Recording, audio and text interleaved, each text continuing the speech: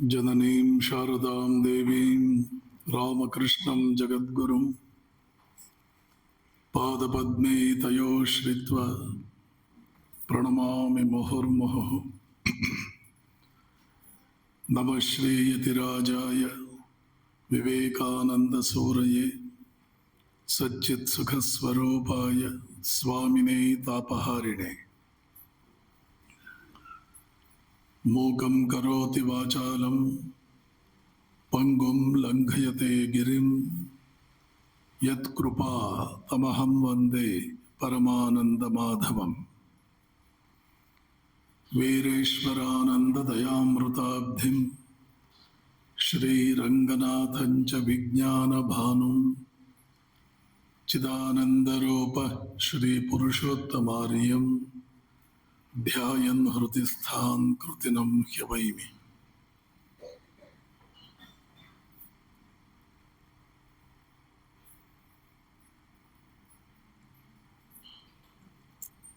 ಪೂಜ್ಯ ಮಾತಾಜಿ ತ್ಯಾಗಮಯ್ಯರವರೇ, ಪೂಜ್ಯ ಮಾತಾಜಿ ಅನನ್ಯಮಯ್ಯರವರೇ, ಅತ್ಯಂತ ಶ್ರದ್ಧೆಯಿಂದ ಭಕ್ತಿ ಭಾವಗಳಿಂದ ಭಜನೆ ಮಾಡಿ ಉಪನ್ಯಾಸ ಕೇಳುವುದಕ್ಕೆ ಸಜ್ಜಾಗಿರುವ ಎಲ್ಲ ಗೌರವಾನ್ವಿತ ಆತ್ಮೀಯ ಆಧ್ಯಾತ್ಮಿಕ ಬಂಧುಗಳೇ, ನಿಜಕ್ಕೂ ನಮ್ಮನ್ನು ಉದ್ಧಾರ ಮಾಡುವುದು ಶಾಲಾ ಕಾಲೇಜುಗಳು ಎಷ್ಟು ಉದ್ಧಾರ ಮಾಡುತ್ತೋ ನನಗೆ ಬಹಳ ಡೌಟ್ ಇದೆ. ಇಂಥ ಕಾರ್ಯಕ್ರಮಗಳಂತೂ ನಮ್ಮನ್ನು ಉದ್ಧಾರ ಮಾಡುತ್ತವೆ. ಇದನ್ನೆಲ್ಲ ಡಿಬೇಟ್ ಮಾಡೋಣ ಅಂತ ನನಗಾಸೆ.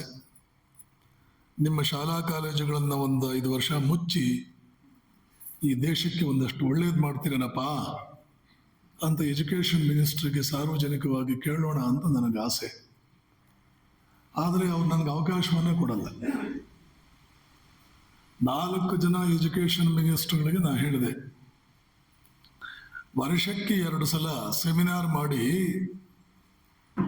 ನಿಮ್ಮ ಶಿಕ್ಷಣ ಇಲಾಖೆ ನಮ್ಮ ದೇಶದ ಮಕ್ಕಳನ್ನು ಎಷ್ಟು ಹಾಳು ಮಾಡ್ತಾ ಇದೆ ಅಂತ ಒಂದೊಂದು ದಿನ ಒಂದು 5 ಗಂಟೆ ಒಂದು 4 ದಿನ ಹೇಳ್ತೇನೆ. ಹಾಗೇನೆ ನೀವು ಏನು ಹೇಳ್ಕೊಡ್ಬೇಕಾಗಿತ್ತು ಅದರ ಕಡೆಗೆ ನಿಮ್ಮ ಗಮನವೇ ಇಲ್ಲದಂಥ ಎಂಥ ಎಚ್ಚರಗೇಡುಗಳು ನೀವು. ವಿವೇಕಾನಂದರು ಇದರ ಬಗ್ಗೆ ಎಷ್ಟು ಬೇಜಾರು ಮಾಡಿಕೊಂಡ್ರು, ಅರವಿಂದರು ಎಷ್ಟು ಬೇಜಾರು ಮಾಡಿಕೊಂಡ್ರು. ಇದೆಲ್ಲ ಹೇಳೋಣ, ಸ್ವಲ್ಪ ಸೆಮಿನಾರ್ ಮಾಡಿ ಅಂದರೆ ಮಾಡ್ತಾರ ಅವರು. ಹಾಗೆ ಮಾಡೋಣ ಸ್ವಾಮೀಜಿ, ಆವಾಗ ಮಾಡೋಣ ಸ್ವಾಮೀಜಿ, ಇವಾಗ ಮಾಡೋಣ ಸ್ವಾಮೀಜಿ. ಯಾವ ಪ್ರಜ್ಞಾವಂತನು ಈ ದೇಶದ ಶಿಕ್ಷಣ ಪದ್ಧತಿಯಲ್ಲಿ ತನ್ನ ಮಕ್ಕಳನ್ನು ಬಿಡಲ್ಲ. ರೆಕಾರ್ಡ್ ಮಾಡ್ಕೊಳ್ಳಿ. ಪ್ರೆಸ್ನವ್ರು ಬಂದಿದ್ದಾರೆ, ಬಂದರೆ ಹಾಕಿ ನಾಳೆ ಪೇಪರ್ನಲ್ಲಿ. ಕಳೆದ 5 ವರ್ಷಗಳಿಂದ ವಿಜಯವಾಣಿಯಲ್ಲಿ ನಾನು ಬರಿತಾ ಇದ್ದೇನೆ. ಹೊಂಬೆಳಕು ಒಂದು ಗುರುವಾರ ಬಿಟ್ಟು ಒಂದು ಗುರುವಾರ ಬರುತ್ತೆ. ನಿನ್ನೆ ಗುರುವಾರ ಬಂದಿಲ್ಲ, ಮುಂದಿನ ಗುರುವಾರ ಬರುತ್ತೆ. ಅದರ ಹಿಂದಿನ ಗುರುವಾರ ಬಂದಿತ್ತು. ಪುರುಷೋತ್ತಮಾಂಜಿ ಬಗ್ಗೆ ಕೂಡ ಜೂನ್ 12ಕ್ಕೆ ಒಂದು ಆರ್ಟಿಕಲ್ ಬರೆದಿದ್ದೆ. ಒಂದು ಗುರುವಾರ ಬಿಟ್ಟು ಇನ್ನೊಂದು ಗುರುವಾರ ಬರ್ತಾ ಇರುತ್ತೆ. ಯಾಕೆ ಹೀಗೆ ಹೇಳ್ತಾ ಇದ್ದೇನೆ ಅಂದರೆ ಅದರಿಂದ ಏನೂ ಪ್ರಯೋಜನವಿಲ್ಲ. ನಾನು ಬಹಳ ಬುದ್ಧಿವಂತ ಹುಡುಗ. ಹಾಲು ಒಲ್ಲೆ, ಮೊಸರು ಒಲ್ಲೆ, ಎದಕ್ಕೂ ಒಲ್ಲೆ, ಇಲ್ಲದಕ್ಕೂ ಒಲ್ಲೆ ಅಂತ ನಮ್ಮ ಬಿಜಾಪುರ ಕಡೆ ಒಂದು ತಮಾಷೆ ಮಾತಿದೆ. ಹಾಗೆ ಎಕ್ಸಾಮ್ ಪಾಸ್ ಮಾಡದೆ ನಾನು ಈ ಮಾತನ್ನು ಮಾತಾಡ್ತಾ ಇಲ್ಲ. ಬಹಳ ಬುದ್ಧಿವಂತ ಹುಡುಗ ನಾನು. ಬೆಂಗಳೂರಿನ ನ್ಯಾಷನಲ್ ಕಾಲೇಜಿನಲ್ಲಿ ಓದಿದವನೇ. ಇಂಗ್ಲಿಷ್ ಡಿಬೇಟ್ನಲ್ಲಿ ಫಸ್ಟ್ ಪ್ರೈಸ್ ತಗೊಂಡವನೇ. 15 ಸಲ ಅಮೆರಿಕಕ್ಕೆ ಹೋಗಿ ಬಂದವನು ನಾನು. 4 ಸಲ ಯುರೋಪ್, ಈ ಕಡೆ ಈಸ್ಟರ್ನ್ ಕಂಟ್ರೀಸ್ಗೆ 1 ಸಲ. ಅಲ್ಲೆಲ್ಲ ಹೋದ್ರೆ ಕನ್ನಡದಲ್ಲಿ ಮಾತಾಡ್ತೀವ? ಅಮೆರಿಕದ ಪ್ರೊಫೆಸರ್ಸು ಬರ್ಕೊಂಡು ಬಂದು ಆ ಪಾಯಿಂಟ್ ನೋಡಿ ಒಂದು ಪೇಜ್ ತಿರುಗಿಸಿ ಈ ಪಾಯಿಂಟ್ ನೋಡಿ ಮಾತಾಡ್ತಾ ಇದ್ರೆ ಯಾವುದನ್ನು ಬರ್ಕೊಂಡು ಬರದೆ ಹಾಗೆಯೇ ಹೇಳಿದವ ನಾನು. ಹೊಗಳ್ಕೊಳ್ತಾ ಇಲ್ಲ. ಶ್ರೀರಾಮಕೃಷ್ಣರ ಮುಂದೆ, ಶಾರದಾ ಮಾತೆಯ ಮುಂದೆ, ಸ್ವಾಮಿ ವಿವೇಕಾನಂದರ ಮುಂದೆ ಕೂತು ತಮ್ಮನ್ನೇ ತಾವು ಯಾರಾದರೂ ಹೊಗಳಿಕೊಂಡ್ರೆ ಅವರಂಥ ಅಜ್ಞಾನಿಗಳು ಯಾರು? ಹೊಗಳ್ಕೊಳ್ತಾ ಇರೋದಲ್ಲ. ಕೈಗೆ ಎಟುಕದ ದ್ರಾಕ್ಷಿಯನ್ನು ಹುಳಿ ಅಂತ ನಾನು ಹೇಳ್ತಾ ಇಲ್ಲ. ಹೇರಳವಾಗಿ ಕಾಲ ಕಸವಾಗಿ ಬಿದ್ದಿರುವ ದ್ರಾಕ್ಷಿಯನ್ನೇ ಹುಳಿ ಅಂತ ಹೇಳ್ತಾ ಇದ್ದೀನಿ, ನಂಬಿ ನನ್ನ ಮಾತನ್ನ ಅಂತ ಹೇಳ್ತಾ ಇರೋದು.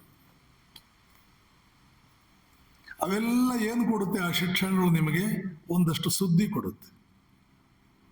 ಅದು ನಿಮಗೆ ಗೊತ್ತಿಲ್ಲದೆ ಇರೋ ಭಾಷೆಯಲ್ಲಿ ಗೊತ್ತಿಲ್ಲದೆ ಇರೋರ ಬಾಯಿ ಮೂಲಕ ಹೇಳಿಸುತ್ತೆ. ಸುದ್ದಿ ಹೇಗೆ ಕೊಡುತ್ತೆ ಶಿಕ್ಷಣ ಪದ್ಧತಿ? ನಿಮಗೆ ಗೊತ್ತಿಲ್ಲದ ಭಾಷೆಯಲ್ಲಿ, ಮಕ್ಕಳಿಗೆ ಗೊತ್ತಿಲ್ಲದ ಭಾಷೆಯಲ್ಲಿ. ಆದ್ದರಿಂದ ಮಕ್ಕಳೇನು ಮಾಡ್ತಾರೆ? ಉರು ಹೊಡೆಯೋದು, ಉರು ಹೊಡೆಯೋದು. ಗೊತ್ತಿಲ್ಲದ ಭಾಷೆ ಪಾಪ ಹೇಗೆ ಅವರು ಸ್ವಂತ ಬರೀತಾರೆ. ಮತ್ತೆ ಹೇಳಿದವರ ಕ್ಲಾಸ್ ರೂಮ್ನಲ್ಲಿ ಪಾಠ ಮಾಡಿದವರು ಯಾರು? ಅವರಿಗೆ ಆ ಭಾಷೆ ಗೊತ್ತಿಲ್ಲ. ಮೇಷ್ಟ್ರು ಕರೆಕ್ಟಾಗಿ ಇಂಗ್ಲಿಷ್ ಮಾತಾಡ್ತಾರೆ ಕ್ಲಾಸ್ ರೂಮ್ನಲ್ಲಿ? ಮಾತಾಡ್ತಾರೆ. ಆದರೆ ಗೊತ್ತಿಲ್ಲದೆ ಇರೋ ಭಾಷೆಯಲ್ಲಿ ಗೊತ್ತಿಲ್ಲದೆ ಇರೋರು ಪಾಠ ಮಾಡೋ ಶಾಲೆಗೆ 5 ಲಕ್ಷ ರೂಪಾಯಿ ಫೀಸ್ ಕೊಟ್ಟು ಮಕ್ಕಳು ಹಾಕ್ತೀರಿ. ಎಂಥ ದಡ್ಡ ಶಿಖಾಮಣಿಗಳು! ಯಾವುದಾದ್ರೂ ಒಂದು ಲೋಕ ಇದ್ರೆ ಅಲ್ಲಿ ಕಳಿಸ್ಬಿಡ್ಬೇಕು ನಮ್ಮ ಇಂಡಿಯನ್ ಪೇರೆಂಟ್ಸ್ನ. ಇಲ್ಲಾಂದ್ರೆ ಒಂದು ಲೋಕ ಹುಡ್ಕೊಂಡು ಹೇಗಿದ್ರೆ ಶುಕ್ಲ ಹೋಗಿದ್ದಾನೆ, ಅಲ್ಲೇನಾದ್ರೂ ದೊಡ್ಡ ಗ್ರಹ ಇದ್ರೆ ನೋಡು, 90% ಇಂಡಿಯನ್ಸ್ ಕಳಿಸ್ಬೇಡ ಅಲ್ಲಿಗೆ ಅಂತ ಒಂದು ಯೋಚನೆ ನನಗೆ. ಎಲ್ಲರೂ ಕಳಿಸ್ಬೇಡ ಅಲ್ಲಿಗೆ, ಇಲ್ಲಿರೋಕೆ ಲಾಯಕ್ಕಿಲ್ಲ ಇವರು. ಗೊತ್ತಿರುವ ಭಾಷೆಯಲ್ಲಿ ಗೊತ್ತಿರುವ ವ್ಯಕ್ತಿಗಳು ಮಾತನಾಡಿದರೆ ಮಕ್ಕಳನ್ನ ಹಾಕಲ್ಲ. ಯಾಕೆ? ಅಕ್ಕನ ಮಕ್ಕಳು ಅಲ್ಲಿ ಹೋಗಿದ್ದಾರೆ. ಹೀಗೆಲ್ಲ ಒಂದು ಎಕ್ಸಾಂಪಲ್ ಕೊಟ್ಟೆ. ಇವತ್ತಿನ ಶಿಕ್ಷಣ ಪದ್ಧತಿಯ ದುರವಸ್ಥೆ ಏನು ಒಂದು ಎಕ್ಸಾಂಪಲ್ ಕೊಟ್ಟೆ. ಹಾಗಾದ್ರೆ ಇರಬೇಕಿತ್ತು ಏನು ಶಿಕ್ಷಣ? ಹೇಗೆ ಶಿಕ್ಷಣ ಇರಬೇಕಾಗಿದ್ದುದು? ಮಕ್ಕಳನ್ನ ನಾವು ಎಲ್ಲಿ, ಯಾವ ಕಾರಣಕ್ಕೆ, ಏನಕ್ಕಾಗಿ ಬಿಡಬೇಕಾಗಿತ್ತು?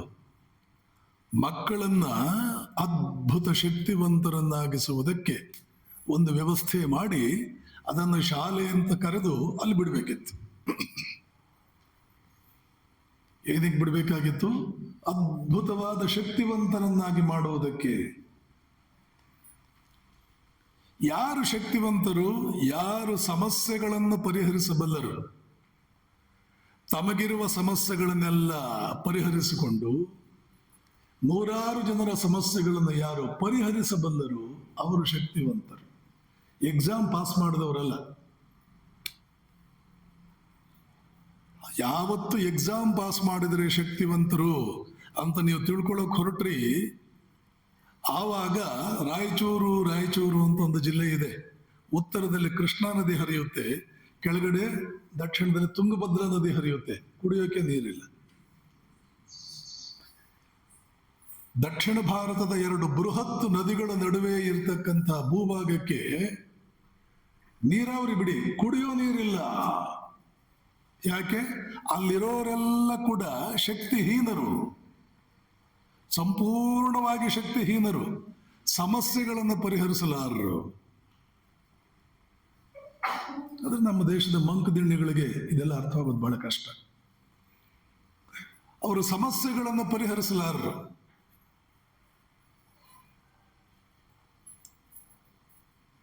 ಹಾಗಾದ್ರೆ ಸಮಸ್ಯೆಗಳನ್ನು ಪರಿಹರಿಸುವುದಕ್ಕೆ ಏನ್ ಮಾಡಬೇಕು? ಒಳಗಡೆ ಕೆಲವು ಬೀಜಗಳಿದೆ, ಅದಕ್ಕೆ ಗೊಬ್ಬರ, ನೀರು ಎಲ್ಲ ಹಾಕಿ ಆ ಬೀಜಗಳು ಮರಗಳಾಗಿ ಬಿಟ್ರೆ ಸಮಸ್ಯೆಗಳು ಪರಿಹಾರವಾಗುತ್ತೆ. ಏಕೆಂದ್ರೆ ಆ ಬೀಜಗಳು ಶಕ್ತಿಯ ಬೀಜಗಳು, ಶಕ್ತಿಯನ್ನು ನಿರ್ಮಿಸುವ, ಶಕ್ತಿಗಳನ್ನು ಉತ್ಪಾದಿಸುವ, ನೂರಾರು ರೀತಿಯ ಶಕ್ತಿಗಳನ್ನು ಉತ್ಪಾದಿಸುವ ಬೀಜಗಳಿವೆ. ಆದರೆ ಸರಿಯಾದ ರೀತಿಯಲ್ಲಿ ನೀರು, ಗೊಬ್ಬರ, ಬೇಲಿ ಇದ್ಯಾವುದೂ ಬೀಳ್ತಿಲ್ಲ. ಬೀಜಗಳಾಗೇ ಉಳಿದು ಬಿಡ್ತು. ಅದಕ್ಕೆ ನೀರು ಗೊಬ್ಬರ ಹಾಕುವುದಕ್ಕೆ ಒಂದು ಶಾಲೆ ಅಂತ ನಿರ್ಮಾಣ ಮಾಡಿದ್ರಲ್ಲ, ಅಲ್ಲಿ ಸಿಗ್ತಾ ಇರುವ ನೀರು ಬೀಜಗಳನ್ನು ಸಾಯಿಸುವ ನೀರು. ಅಲ್ಲಿ ಸಿಗ್ತಾ ಇರೋ ಗೊಬ್ಬರ ಬೀಜಗಳನ್ನು ಸಾಯಿಸುವ ಗೊಬ್ಬರ. ಎಲ್ಲ ಸಾಯಿಸುವಂತಹದ್ದು. ಯಾವುದು ಆ ಬೀಜಗಳು? ಮೊಟ್ಟ ಮೊದಲನೇದಾಗಿ ನಮ್ಮ ಇಂದ್ರಿಯಗಳು. ಇದೊಂದು ಶಕ್ತಿಯ ಬೀಜ, ಅದ್ಭುತ ಶಕ್ತಿಯ ಬೀಜ.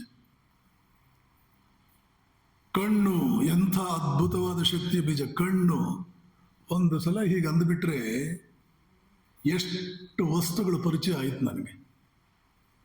ಕಣ್ಣು ಮುಚ್ಚಿಕೊಂಡು ಅಷ್ಟು ವಸ್ತುಗಳನ್ನು ಪರಿಚಯ ಮಾಡಿಕೊಳ್ಳಿ, ಒಂದು ಜನ್ಮ ಬೇಕಾಗುತ್ತೆ ನಿಮಗೆ. ಎಂಥ ಅದ್ಭುತವಾದ ಶಕ್ತಿಯ ಬೀಜ. ಎಷ್ಟು ಸೌಂದರ್ಯಗಳನ್ನು ನೋಡಿ ಆನಂದ ಪಡ್ತೀನಿ. ಏನೇನೋ ನೋಡಿ ಎಷ್ಟು ನನ್ನ ಜೀವನಕ್ಕೆ ಅಳವಡಿಸ್ಕೊಳ್ತೀನಿ. ಹಕ್ಕಿಯನ್ನು ನೋಡ್ತೀನಿ, ನಾನು ಹೀಗೆ ಹಾರಬೇಕಲ್ಲ, ಹೀಗೆ ಏನಾದರೂ ಒಂದು ಮಾಡಿಬಿಟ್ರೆ ನಾನು ಕೂಡ ಹಾರ್ಬೋದಲ್ಲ. ಆ ಹಕ್ಕಿಯನ್ನು ನೋಡಿ, ಹಕ್ಕಿಯನ್ನು ಹೋಲುವುದಂತ ಒಂದು ಯಂತ್ರವನ್ನು ಮಾಡಿ ಅದರಲ್ಲಿ ಕುಳಿತು ಮನುಷ್ಯ ಇವತ್ತು ಹಾರ್ತಾ ಇರೋದು. ಏರೋಪ್ಲೇನ್ ಎಮ್ಮೆ ತರ ಇದೆಯಾ, ಹಕ್ಕಿ ತರ ಇದೆಯಾ? ಹಾರುವ ಅದ್ಭುತವಾದ ಆ ಒಂದು ಯಾವುದೋ ಒಂದು ಹಾರುವ ಒಂದು ಜೀವ, ಅದು ಹೇಗಿದೆ ಅಂತ ಕಣ್ಣು ನೋಡಿರ್ಲಿಲ್ಲ ಅಂದ್ರೆ ಆಗ್ತಿತ್ತ ಒಂದು ಏರೋಪ್ಲೇನ್ ನೋಡಕ್ಕೆ? ಹಕ್ಕಿ ಹಾಗೇನೇ ಮಾಡಿಬಿಟ್ಟು ಅದನ್ನ. ಒಂದು ಕಣ್ಣು ಎಷ್ಟು ಒಂದು ಅಬ್ಸರ್ವೇಷನ್. ಇಲ್ಲಿ ಸೈನ್ಸ್ ಸ್ಟೂಡೆಂಟ್ಸ್ ಇದ್ರೆ ಗೊತ್ತಾಗುತ್ತೆ. ಎಲ್ಲವನ್ನು ಅಬ್ಸರ್ವ್ ಮಾಡಬೇಕು, ಎಕ್ಸ್ಪೆರಿಮೆಂಟ್ ಮಾಡಬೇಕು. ಮೊದಲು ಎಕ್ಸ್ಪೆರಿಮೆಂಟ್ ಮಾಡಬೇಕು, ಅಬ್ಸರ್ವ್ ಮಾಡಬೇಕು, ಹೀಗೆ ಅಂತ ತಿಳ್ಕೊಳ್ಬೇಕು. ಇದು ಶಿಕ್ಷಣ. ಪ್ರಕೃತಿ ಎಕ್ಸ್ಪೆರಿಮೆಂಟ್ ಮಾಡ್ತಾನೇ ಇದೆ, ಅದನ್ನು ನೋಡ್ಬೇಕು, ಅಬ್ಸರ್ವ್ ಮಾಡಬೇಕು. ಓ ಹೀಗ ಇದು ತಿಳ್ಕೊಳ್ಬೇಕು. ಇದು ಕಣ್ಣು ಮಾಡುವ ಕೆಲಸ. ಹಾಗೆ ಕಿವಿ ಏನೇನೋ ಮಾಡುತ್ತೆ, ಮೂಗೇನೇನೋ ಮಾಡುತ್ತೆ, ನಾಲಿಗೆ ಏನೇನೋ ಮಾಡುತ್ತೆ, ಚರ್ಮ ಏನೇನೋ ಮಾಡುತ್ತೆ. ಈ ಇಂದ್ರಿಯಗಳಿಗೆಲ್ಲ ಹಾಗೇನೆ ಈ ಶರೀರ ಇದೆಯಲ್ಲ, ಇದು ಒಂದು ದೊಡ್ಡ ಶಕ್ತಿಯ ಬೀಜ.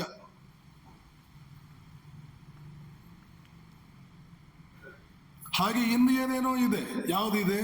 ಒಳಗಡೆ ಬುದ್ಧಿ ಅನ್ನೋದಿದೆ. ಏನ್ ಹೇಳ್ತೀರಿ ಅದರದಂತೂ ಕರಾಮತ್.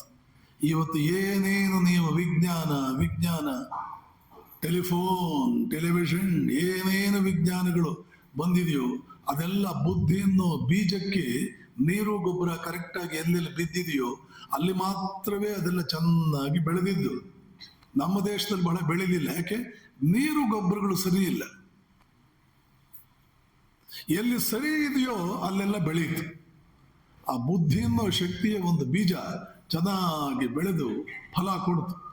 ಬ್ಯೂಟಿಫುಲ್ ಹೂವುಗಳು, ಸುಂದರ ಹೂವುಗಳು, ಸುಂದರ ಎಲೆಗಳು, ಸುಂದರ ಫಲಗಳನ್ನು ಕೊಡ್ತಾ ಇದೆ. ಹಾಗೆ ಇನ್ನೊಂದು ಶಕ್ತಿಯ ಬೀಜ ಇದೆ. ಆ ಶಕ್ತಿಯ ಬೀಜ ಯಾವುದು? ಭಾವನೆಗಳು.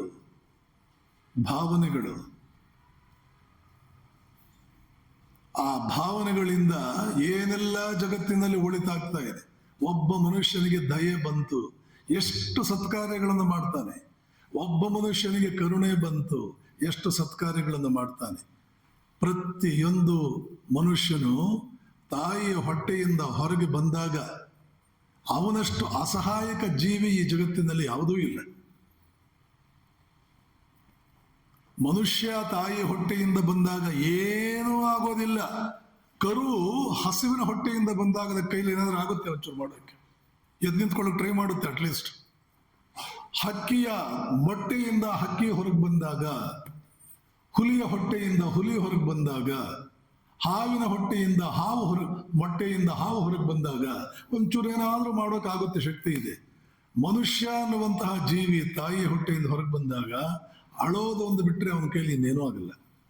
ಎಷ್ಟು ಅಸಹಾಯಕವಾದಂಥ ಈ ಜೀವಿಯನ್ನ ಯಾವುದು ಪಾಲನೆ ಮಾಡಿ, ಪೋಷಣೆ ಮಾಡಿ, ಮೈ ಮೇಲೆ ಮಲಮೂತ್ರಗಳನ್ನು ಹಾಕ್ಕೊಂಡು ಕ್ಲೀನ್ ಮಾಡಿ, ಬೇಸರಿಸದೆ ಊಟ ಕೊಟ್ಟು ಅದನ್ನು ಮುಂದೆ ದೊಡ್ಡ ಅದ್ಭುತ ವಿವೇಕಾನಂದರು, ರಾಮಕೃಷ್ಣರು, ಶಾರದಾ ಮಾತೆ, ಇನ್ನೂ ಮಹಾತ್ಮರು, ಸಾವಿರಾರು ಜನ ಇಂಥ ವ್ಯಕ್ತಿಗಳನ್ನು ನಿರ್ಮಾಣ ಮಾಡುತ್ತಲ್ಲ. ಆ ತಾಯಿ ಎನ್ನುವಂಥದ್ದು ಎಲ್ಲಿಂದ ಮಾಡಿತು? ಅದರ ಒಳಗಡೆ ಭಾವನೆ ಎನ್ನುವಂತ ಒಂದು ಶಕ್ತಿ ಇದೆ. ಮಾತೃಭಾವ, ತಾಯಿ ವಾತ್ಸಲ್ಯ ಭಾವ ಅನ್ನುವಂತ ಒಂದು ಭಾವನೆ ಇದೆ. ಗಂಡನಿಗೆ ಹೆಂಡತಿ ಪ್ರಾಣವನ್ನೇ ಕೊಡೋದು, ಹೆಂಡತಿ ಗಂಡ ಏನೆಲ್ಲ ಕಷ್ಟಪಡೋದು, ಮಕ್ಕಳಿಗಾಗಿ ತಂದೆ ತಾಯಿಯಂದರು ಏನೆಲ್ಲ ಕಷ್ಟಪಡೋದು, ಸ್ನೇಹಿತರು ಒಬ್ರಿಗೊಬ್ರು ಏನೆಲ್ಲ ಕಷ್ಟಪಡೋದು, ಖುಷಿಯಾಗಿಯೇ ಕಷ್ಟಪಡೋದು, ಏನು ತ್ಯಾಗ ಮಾಡೋದಕ್ಕೂ ಸಿದ್ಧರಾಗೋದು. ಕಾರಣ ಏನು? ಒಳಗಡೆ ಭಾವನೆ ಅನ್ನುವ ಒಂದು ಶಕ್ತಿಯ ಬೀಜ ಮರವಾಗಿ ಬೆಳೆದ್ರೆ ಇಷ್ಟೆಲ್ಲ ಅದ್ಭುತಗಳನ್ನೇ ಮಾಡಿಸುತ್ತೆ.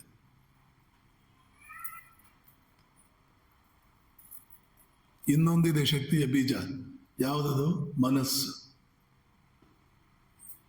ಆ ಮನಸ್ಸಿನ ಒಳಗಡೆ ಅದ್ಭುತವಾದ ಒಂದು ಶಕ್ತಿ ಇದೆ. ಏನದು? ಇಚ್ಛಾಶಕ್ತಿ. ಆ ಇಚ್ಛಾಶಕ್ತಿ ಎನ್ನುವಂತಹದ್ದಿರೋದು ಮನಸ್ಸಿನ ಒಳಗಡೆ, ಜ್ಞಾನ ಶಕ್ತಿ ಇರುವುದು ಬುದ್ಧಿಯ ಒಳಗಡೆ, ಕ್ರಿಯಾಶಕ್ತಿ ಇರುವುದು ಶರೀರದ ಒಳಗಡೆ. ಶರೀರದ ಒಳಗಡೆ ಇರತಕ್ಕಂಥ ಆ ಕ್ರಿಯಾಶಕ್ತಿ, ಇಂದ್ರಿಯಗಳು, ಶರೀರ ಒಳಗಡೆ ಇರುವ ಕ್ರಿಯಾಶಕ್ತಿ, ಬುದ್ಧಿಯ ಒಳಗಡೆ ಇರುವ ಜ್ಞಾನಶಕ್ತಿ, ಮನಸ್ಸಿನ ಒಳಗಡೆ ಇರುವ ಇಚ್ಛಾಶಕ್ತಿ, ಈ ಮೂರು ಒಟ್ಟಿಗೆ ಸೇರ್ತಾ ಅಲ್ಲಿ ಸ್ವರ್ಗವೇ ನಿರ್ಮಾಣವಾಗುತ್ತೆ. ಜಗನ್ಮಾತೆಗೆ ಇನ್ನೊಂದು ಹೆಸರು ಈ ಮೂರು ಶಕ್ತಿಗಳ ಸಂಯೋಗ. ಇಚ್ಛಾಶಕ್ತಿ, ಜ್ಞಾನಶಕ್ತಿ, ಕ್ರಿಯಾಶಕ್ತಿ ಸ್ವರೂಪಿಣಿ. ಸರಿಯಾದ ನೀರು, ಸರಿಯಾದ ಗೊಬ್ಬರ ಹಾಕಿ ಈ ಬೀಜಗಳನ್ನೆಲ್ಲ ಬೆಳೆಸಬೇಕು ಅಂತನ್ನಲ್ಲ, ಬೇರೆ ಎಲ್ಲ ಬಿಟ್ಟು ಬಿಡೋಣ. ಭಾವನೆಗಳು ಅಂತಿದೆಯಲ್ಲ, ಇದಕ್ಕಿಂತಲೂ ದೊಡ್ಡ ಶಕ್ತಿ ಈ ಜಗತ್ತಿನಲ್ಲಿ ಯಾವುದೂ ಇಲ್ಲ. ಮನಸ್ಸು, ಬುದ್ಧಿ, ಶರೀರ ಮತ್ತು ಇಂದ್ರಿಯಗಳ ಸಂಯೋಗದಿಂದ ಬರುವಂತ ಕ್ರಿಯಾ, ಇವೆಲ್ಲದಕ್ಕಿಂತಲೂ ದೊಡ್ಡ ಶಕ್ತಿ ಯಾವುದು ಅಂತಂದ್ರೆ ಭಾವನೆಗಳು. ಆ ಶಕ್ತಿಯನ್ನು ಮೀರಿದ್ದು ಯಾವುದೂ ಇಲ್ಲ. ಅದು ದುರುಪಯೋಗವಾದರೆ ಅದರಿಂದ ನಮಗಾಗುವಷ್ಟು ದುರಂತ, ಅದರಿಂದ ನಮಗಾಗುವಷ್ಟು ದುಃಖ ಇನ್ಯಾವುದರಿಂದಲೂ ಆಗಲ್ಲ. ಅದು ಸದುಪಯೋಗವಾದರೆ ಅದರಿಂದ ಸಿಗುವಷ್ಟು ಖುಷಿ ಇನ್ಯಾವುದರಿಂದಲೂ ಸಿಗಲ್ಲ. ಒಬ್ಬ ರಾಜ ಬಹಳ ಚೆನ್ನಾಗಿ ಪ್ರಜೆಗಳನ್ನು ನೋಡ್ಕೊಳ್ತಾ ಇದ್ದವನು. ಏನು ಭಾಗವತಕ್ಕೆ ಬರಲೇ ಇಲ್ವಲ್ಲ ಸ್ವಾಮೀಜಿ ಅಂತ ಅನ್ಕೋಬೇಡಿ, ಒಂದೊಂದೇ ಮೆಟ್ಲು ತಗೊಂಡು ಹೋಗ್ತಾ ಇದ್ದೆ. ಬಹಳ ಒಳ್ಳೆ ರಾಜ. ಮೀನುಗಾರ ಮೀನು ಹಿಡಿದ ಅವನ ರಾಜ್ಯದಲ್ಲಿ. ಮೀನು ಹಿಡಿಯೋದೇ ತಿನ್ನೋದಕ್ಕೆ. ಅದನ್ನು ಕತ್ತರಿಸಿ ತುಂಡು ಮಾಡಿ ಅದರಲ್ಲಿ ಏನಾದರೂ ಬಜ್ಜಿ ಬೋಂಡ ಏನೋ ಮಾಡ್ತಾರೆ ಅಂತ ಕಾಣುತ್ತೆ. ಅದ್ರ ಪರಿಚಯ ಇರೋರು ಚೆನ್ನಾಗಿ ಗೊತ್ತು. ಏನೇನೋ ಮಾಡ್ತಾರೆ. ಬಂಗಾಳಿಗಳಾದ್ರೆ ಚೆನ್ನಾಗಿ ಹೇಳ್ತಾರೆ, ದಕ್ಷಿಣ ಭಾರತೀಯರಿಗೆ ಸ್ವಲ್ಪ ಕಷ್ಟ. ಅದನ್ನು ಕಟ್ ಮಾಡಿದರೆ ಅದರ ಹೊಟ್ಟೆ ಒಳಗಡೆ ವಜ್ರ ಖಚಿತವಾದ ಅದ್ಭುತವಾದ ಒಂದು ಉಂಗುರ ಇತ್ತು, ಅಥವಾ ಕೊರಳಿಗೆ ಹಾಕೊಳ್ಬೋದಾದ ಒಂದು ಒಳ್ಳೆ ಮಣಿ, ವಜ್ರ ಮಣಿ ಕೊರಳಿಗೆ ಹಾಕೊಳ್ಬೋದು. ಅವನು ಯೋಚನೆ ಮಾಡ್ದ, ಏನು ಅದ್ಭುತವಾಗಿದೆ ಇದು, ನನ್ನಂಥ ಬಡವನಿಗೆ ಇದನ್ನ ಇಟ್ಕೊಂಡು ನಾನು ಏನು ಮಾಡಲಿ, ಇದು ನನ್ನ ರಾಜನಿಗೆ ಕೊಡೋಣ. ಯಾರಾದರೂ ಯೋಚನೆ ಮಾಡ್ತಾರ? ಅದು ಏನು ಯೋಚನೆ ಮಾಡ್ದ. ನಮ್ಮ ರಾಜ ಏನು ಕಡಿಮೆ ಮಾಡಿದ ನಮಗೆ. ಎಷ್ಟು ಸಲ ಬರಗಾಲ ಬಂದಾಗ ಅವನ ಮನೆಯ ಅರಮನೆಯಲ್ಲಿದ್ದಂಥ ಎಲ್ಲ ರತ್ನ, ಮುತ್ತು, ವಜ್ರ, ವೈಡೂರ್ಯಾದಿಗಳನ್ನು ಮಾರಿ ನಮಗೆಲ್ಲ ವ್ಯವಸ್ಥೆ ಮಾಡಿಕೊಟ್ಟಿದ್ದಾನೆ. ಹೇಗೆ ನಾವು ಹೋಗಿ ಏನು ಕೇಳಿದ್ರು ಕೂಡ ನಾವು ಬರಿಗೈಯಲ್ಲಿ ಕಳಿಸದೆ ಎಲ್ಲ ಕೊಟ್ಟು ಕಳಿಸ್ತಾನೆ. ಇನ್ನೊಂದು ದೇವರ ರೂಪದಲ್ಲಿ ಅವನಲ್ಲಿ ಕುಳಿತಿದ್ದಾನೆ. ದೇವರೇ ಮನುಷ್ಯನ ರೂಪದಲ್ಲಿ ಬಂದಿದ್ದಾನೆ. ಅವನಿಗೆ ಕೊಡೋಣ ಅಂತ ತಗೊಂಡು ಹೋಗ್ಬಿಟ್ಟು ರಾಜನ ಕೊಟ್ಟ. ರಾಜ ತಗೊಂಡ, ಯೋಚನೆ ಮಾಡ್ದ. ರಾಜ ಯೋಚನೆ ಮಾಡ್ದ, ನನ್ನ ರಾಣಿ ಇದನ್ನೇನಾದರೂ ನಾನು ಅವಳು ಕೊಟ್ರೆ ಎಷ್ಟು ಖುಷಿ ಪಡ್ತಾಳೆ. ಅವಳು ಖುಷಿಗಿಂತ ಹೆಚ್ಚು ನನಗೆ ನನ್ನ ಖುಷಿ. ಅವಳು ಖುಷಿ ಪಟ್ರೆ, ನಾನೇ ಖುಷಿ ಪಟ್ರೆ ಎಷ್ಟು ಖುಷಿ ಆಗುತ್ತೋ ನನಗೆ 10 ಪಟ್ಟು ಖುಷಿ ಆಗುತ್ತೆ ನನಗೆ. ರಾಣಿಗೆ ಕೊಟ್ಟ. ರಾಣಿ ಗೋಪ್ಯವಾಗಿ ಇನ್ನೊಬ್ಬನನ್ನು ಪ್ರೀತಿ ಮಾಡ್ತಿದ್ಲು. ಕಳ್ಳು ಪ್ರೀತಿ. ಅವಳು ಯೋಚನೆ ಮಾಡಿದ್ಲು, ನನ್ನ ಪ್ರಿಯತಮನ ಕೊಟ್ರೆ ಎಷ್ಟು ಖುಷಿ ಪಡ್ತಾನೋ. ಇಂಥ ವಿಷಯಗಳಲ್ಲಿ ಲೇಟ್ ಮಾಡಲ್ಲ ಅವರು. ಆ ಪ್ರೀತಿಯ ಜೋರು ಹೇಗಿರುತ್ತೆ ಅಂದರೆ, ಪ್ರೀತಿನೇ ಹಾಗೆ, ಅದಕ್ಕೆ ಜೋರಿದೆ, ಅದಕ್ಕೆ ಬಹಳ ಜೋರಿರುತ್ತೆ ಅದಕ್ಕೆ. ಸರಿ ಕೊಟ್ಟೆ ಬಿಟ್ಲು ಅವನಿಗೆ. ಅವನೇನು ಕಡಿಮೆನಾ? ರಾಣಿ ಪ್ರೀತಿ ಮಾಡ್ತಿದ್ದಾಳೆ ತಾನೆ. ಅವನು ರಾಣಿಗಿಂತ ಹೆಚ್ಚಾಗಿ ಇನ್ನೊಂದು ಯುವತಿಯನ್ನು ಪ್ರೀತಿ ಮಾಡ್ತಿದ್ದ.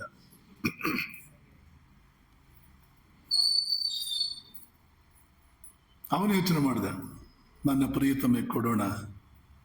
ಅವಳಿಗೆ ಮೊದಲೇ ಈ ಒಡವೆ ವೈಢೂರ್ಯ ಇದೆಲ್ಲ ಬಹಳ ಇಷ್ಟ. ಸಾಮಾನ್ಯವಾಗಿ ಸ್ತ್ರೀಯರಿಗೆ ಒಡವೆ ಗಿಡವೆ ಎಲ್ಲ ಸಹಜವಾಗಿ ಆಸೆ ಇರುತ್ತೆ, ಬಹಳ ಇಷ್ಟ ಅವಳಿಗೆ. ಅವಳಿಗೆ ಕೊಡೋಣ, ಖುಷಿ ಪಡ್ತಾಳೆ. ತಗೊಂಡೋಗಿ ಅವಳು ಕೊಟ್ಟ. ಅವಳು ರಾಜನ ಮಹಾ ಅಭಿಮಾನಿ.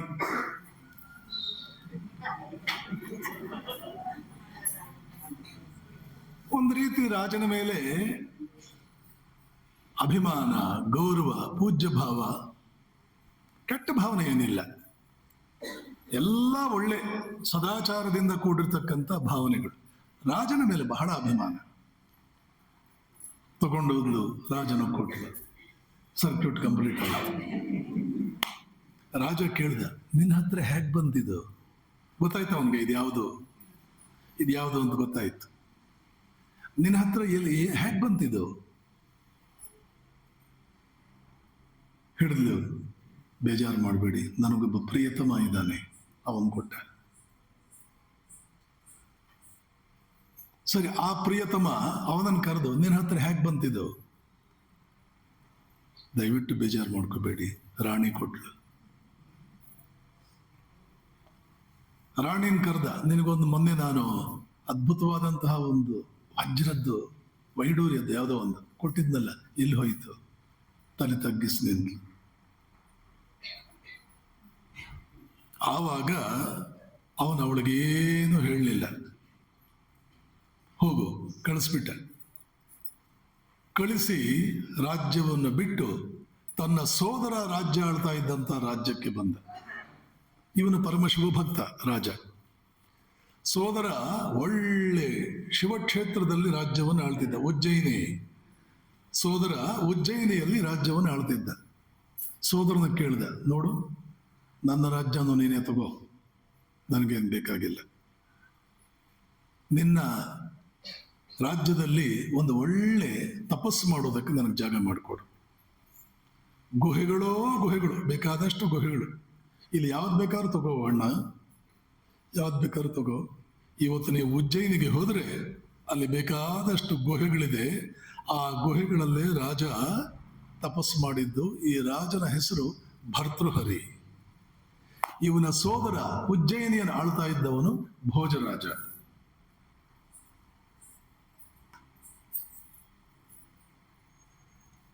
ಈ ರಾಜ ಇದಾನಲ್ಲ, ಹೆಂಡತಿ ಯಾರಿಗೆ ದ್ರೋಹ ಮಾಡಿದ್ಲು, ಆ ರಾಜ ಎಷ್ಟು ಹೆಂಡತಿಯ ಮೇಲೆ ಪ್ರೀತಿ ಅಂತಂದ್ರೆ, ಸಾಮಾನ್ಯವಾಗಿ ಈ ಪತಿ ಪತ್ನಿಯರು ಒಂದು ರೀತಿಯ ಸರಸ ಸಲ್ಲಾಪಗಳಲ್ಲಿ ತೊಡಗೋದಕ್ಕೆ ಶೃಂಗಾರ ಅಂತ ಕರೀತಾರೆ. ಆ ಶೃಂಗಾರದ ಮೇಲೆ 100 ಪದ್ಯಗಳನ್ನು ಬರೆದಿದ್ದ ರಾಜ, ಶೃಂಗಾರ ಶತಕ. ರಾಜ ಎಷ್ಟು ಒಳ್ಳೆಯವನು ಅಂದ್ರೆ, ಪ್ರಜೆಗಳೆಲ್ಲ ಹೇಗೆ ಬದುಕಬೇಕು ಅಂತ ನೀತಿ ಪಾಠ ಮಾಡೋದಕ್ಕೆ ಇನ್ನೊಂದು 100 ಪದ್ಯಗಳನ್ನು ಬರೆದಿದ್ದ. ಅದರ ಹೆಸರು ನೀತಿ ಶತಕ. ಶೃಂಗಾರ ಶತಕ. ರಾಜ ಅವನೇನು ಸನ್ಯಾಸಿನೇ, ಶೃಂಗಾರ ಶತಕ ಬರೆದಿದ್ದಾನೆ. ಎಲ್ಲರೂ ಒಬ್ರಿಗೊಬ್ರು ಹೇಗೆ ಬದುಕಬೇಕು, ಮೋಸ ಮಾಡಬಾರದು ಇತ್ಯಾದಿಗಳನ್ನ ಹೇಳೋದಕ್ಕೆ ನೀತಿ ಶತಕ ಬರೆದಿದ್ದಾನೆ. ಈಗ ಇವನಿಗೆ ಬುದ್ಧಿ ಬಂತು, ಓಹೋ ಜಗತ್ತು ಹೀಗ ಇಷ್ಟು ರಿಸ್ಕ್ ಇದೆಯಾ ಈ ಜಗತ್ತಿನಲ್ಲಿ ಅಂತ ಯೋಚನೆ ಮಾಡಿ ಅದನ್ನೆಲ್ಲ ಬಿಟ್ಟು ಶಿವನನ್ನು ಕುರಿತು ತಪಸ್ಸು ಮಾಡೋದಕ್ಕೆ ಬಂದು ಈಗೊಂದು 100 ಪದ್ಯಗಳ ಇನ್ನೊಂದು ಪುಸ್ತಕ, ಇನ್ನೊಂದು ಕವನ ರಚನೆ ಮಾಡಿದ. ಅದು ವೈರಾಗ್ಯ ಶತಕ.